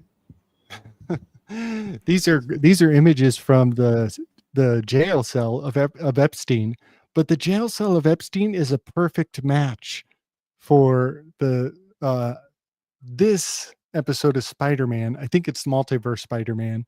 It's exactly the apartment of the chauffeur. Wait, is that the outline of the prison up to above the clue sign, or is that something? Oh yes, this is the blueprint of the prison that they tell us. This is a picture from inside the prison. This is actually in the prison. This is in the prison. This one's in the prison.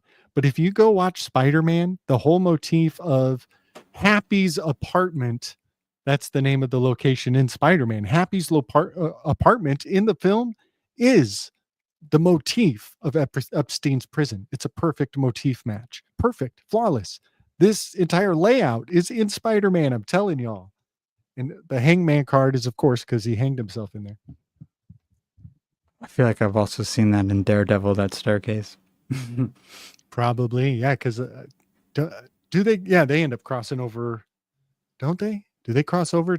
They should, yeah. Yeah, and they're in the same neighborhood too. Right. Hell's Kitchen. Right. So I've always wanted us to make our own board game. Just us make like the dopest board game ever. Isn't it funny that they call them board games? So they've told the kids, it's like Donkey Kong. You're talking about a monkey, but you have to call it donkey. Wait a second, I got to play a board game and pretend I'm not bored and have fun, but it's a board game. Why are you having fun with a board game? I just love how they do that to us. They make liars out of us all the time.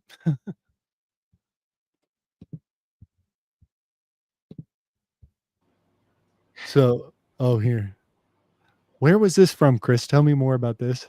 This is just it's called the Duga Theater. Yeah, the Roman Theater of Duga. It's just another amphitheater that when I was going through all these amphitheaters and stuff, just one of them that popped up, and I was like, oh, that's very synchronistically aligned with the image you were showing. Yeah, man. It almost looks like they're about to put a glam rock, 80s rock concert on there. Well, so yeah, I got a fun weave. So Samson collapsed the temple of the Dogon. And so he's the OG saboteur bloodline. That he sabotaged himself just to watch a little bit of pain get administered onto his enemies. And he's strapped up in a temple with pillars, just like what that stage was. And so he's strapped on the pillars and he collapses it in on the Dogon. And of course, we all know about the Dogon, right? But Alexander Dugan's last name, Dugan, it has the Dogon. And Alexander is the bloodline that Samson was. So his name, Alexander Jellyvich Dugan, is mythologically hyper informative. It has to be connected. Yeah. I don't know how yet. I'd have to go through it more because this is all new. Yeah. This whole... It's a lot of information on these theaters in Rome as opposed to the Greek ones. Yeah. If they even existed in the first place. And of course, there goes my camera. Damn. That's fine. No, it's all good. I got another one. Dugan, Giorgiani, Arctos Press. And it's almost like you couldn't even claim you know what they're on about if you haven't read The Inklings and James Joyce. You know, it's like that is a hell of a reading list to even pretend to have taken on. And then you're an authority on what Arctos Press is playing us for. Ronan, how you doing, buddy? You're quiet. I haven't heard you. I'm listening. Yeah. Yeah, I mean, buddy. I'm receiving.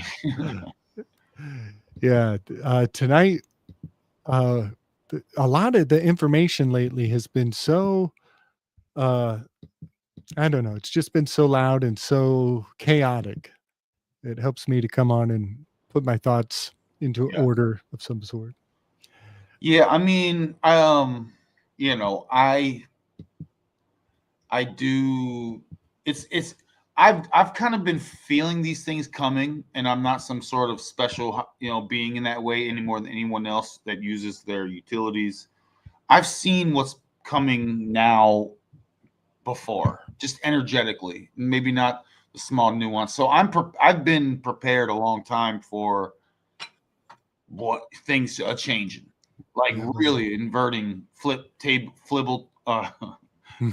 flipping incidences. So I'm here really observing all these things as especially these popular events, and then tying them into historic events, if you will, whether mythology or you know, stories of the past. And it's all just to wheel. They're like spinning a yarn, you know. They're doing their own weave, and you're jammed up in their loom, you know. So I see everything in that way. And then what is natural and organic versus what is this artificial stuff and plagiarized stuff, etc. So that's, you know, I'm just that's how I flow. You know what I mean? Yeah, bro. Yeah. So I'm absorbing what you're saying. I don't know every single thing that you're saying, but I'm here, you know, just absorbing it too, man. Yeah, buddy. So you know, one of something that Mario from Symbolic Studies brought on the radar a long time ago is the Dendera calendar of Egypt. Have you ever seen that one, Ronan? That one up at the top left here? No. It's a bonkers calendar, but the cool thing is, even back then, their calendar symbols, I can still read it.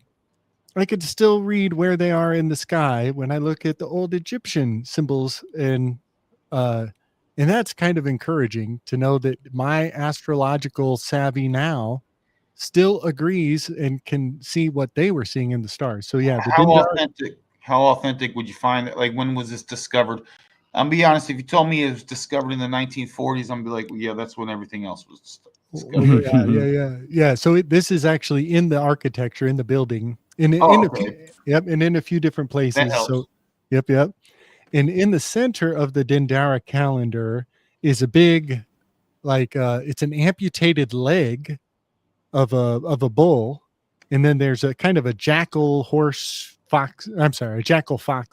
also on the leg of the bull in the very center. And then there's Tauroet, is this hippopotamus in the center. And this calendar was pivotal to the Moon Knight Marvel series that Chance and I did. It was really fun back then when Mario and I were weaving about the center of the Dendera calendar. And then I realized that I've seen people claim that Barry Sartora, or Sartorum, whatever his name is. Sotero, or whatever. Is that some Sotero? weird ass name. Barry Sartora, we know him. Yep, that his signature is secretly Akhenaten's seal from Egypt. It's so close. Close. So down here is Akhenaten's seal and Barak's signature, but that seal is the center of the Dendera calendar. The seal of Akhenaten is the center of the Dendera calendar. Is Obama's signature. And guess what? The center of Tycho Brahe cosmology, the very actual center that everybody argues about, it's not even a place. It's just called the Berry Center. And that is covertly hiding in what everybody thought was the secret name of Obama, the secret name of the secret center of the whole everything. And that is its alchemical symbol, the triangle with the pyramid, or the period in the middle of the triangle, is the Berry Center. And so everybody who was like, haha, you don't know Obama's real name. And I'm saying, haha, you thought you knew Obama's real name because it's the center of nowhere and everything. It's kind of like gravity is not a constant. It's kind of wiggles where you are. Same thing with the Berry Center concept in physics. Reminds me of Barry Sanders for some reason. Say again? It reminds me of Barry Sanders for some. Yeah. Similar. Yeah, very fascinating. The Berry Center is a really neat aspecting of physics. But yeah, yet again, he's putting himself in the center of the universe and everything, even in the shadows. From Chicago, of course, Barry Sanders. Oh, good call, dude. But the Lions, yes, because and then also the Detroit Lions, right? I think he was on the Detroit Lions. Yep. Venom.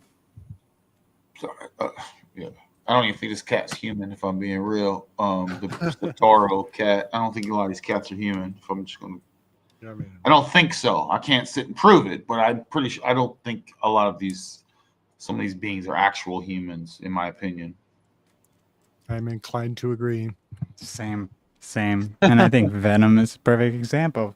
Yeah, black goo. I mean, I'll go back and forth sometimes, but I lean towards there's a whole nother species out here, folks. Parasite stuff, and put all this code in. I'm trying to speak quiet. Us or less can hear us. Because they're dorks, they're nosy nerds. They're nosy nerds. They gotta know what everyone's saying, right? I gotta know what everyone's talking about. That's some bia in their hearts. They got bia in their hearts, yo.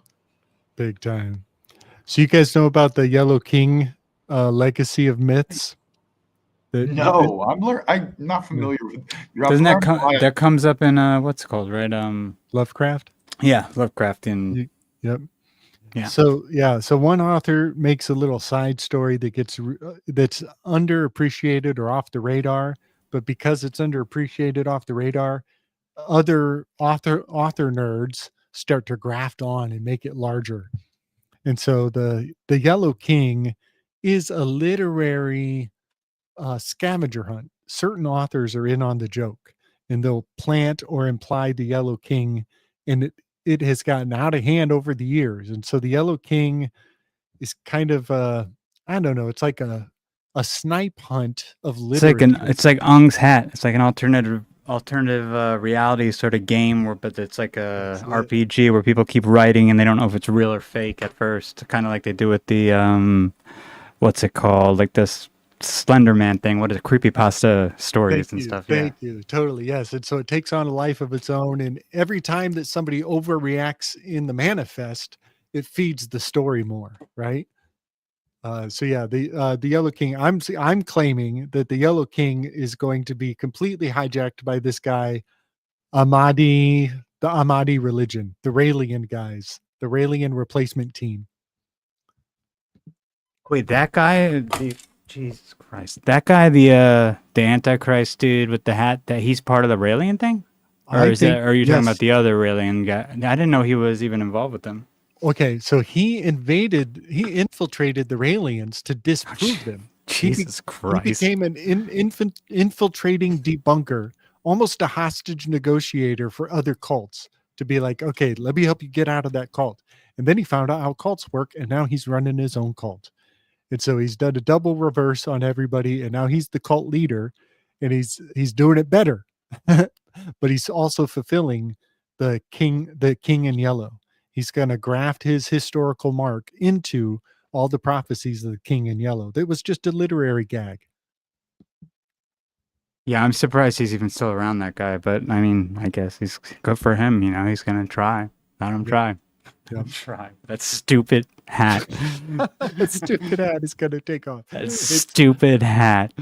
Everybody's going to succumb to hat dread. All the hat dread is going to win over. And this is just a random graphic. I was thinking I might need, if we talked about the Venice in the Mark of the Beast, when Venice made it so you don't have to take all your coins on and off the ship. You can just come and sign the ledger. That was the original Mark of the Beast, and it turned into Visa, MasterCard for convenience and comfort. Brought to you by Pfizer. And now we're going to get some other types of coins that we don't have to take off the ship. Yeah, totally. It'll be in your tattoo. I'm pooped, fellas. Are y'all feeling it? Ronan's in the bathroom right now. Probably again, is he? I don't know. I always catch him when he's not on.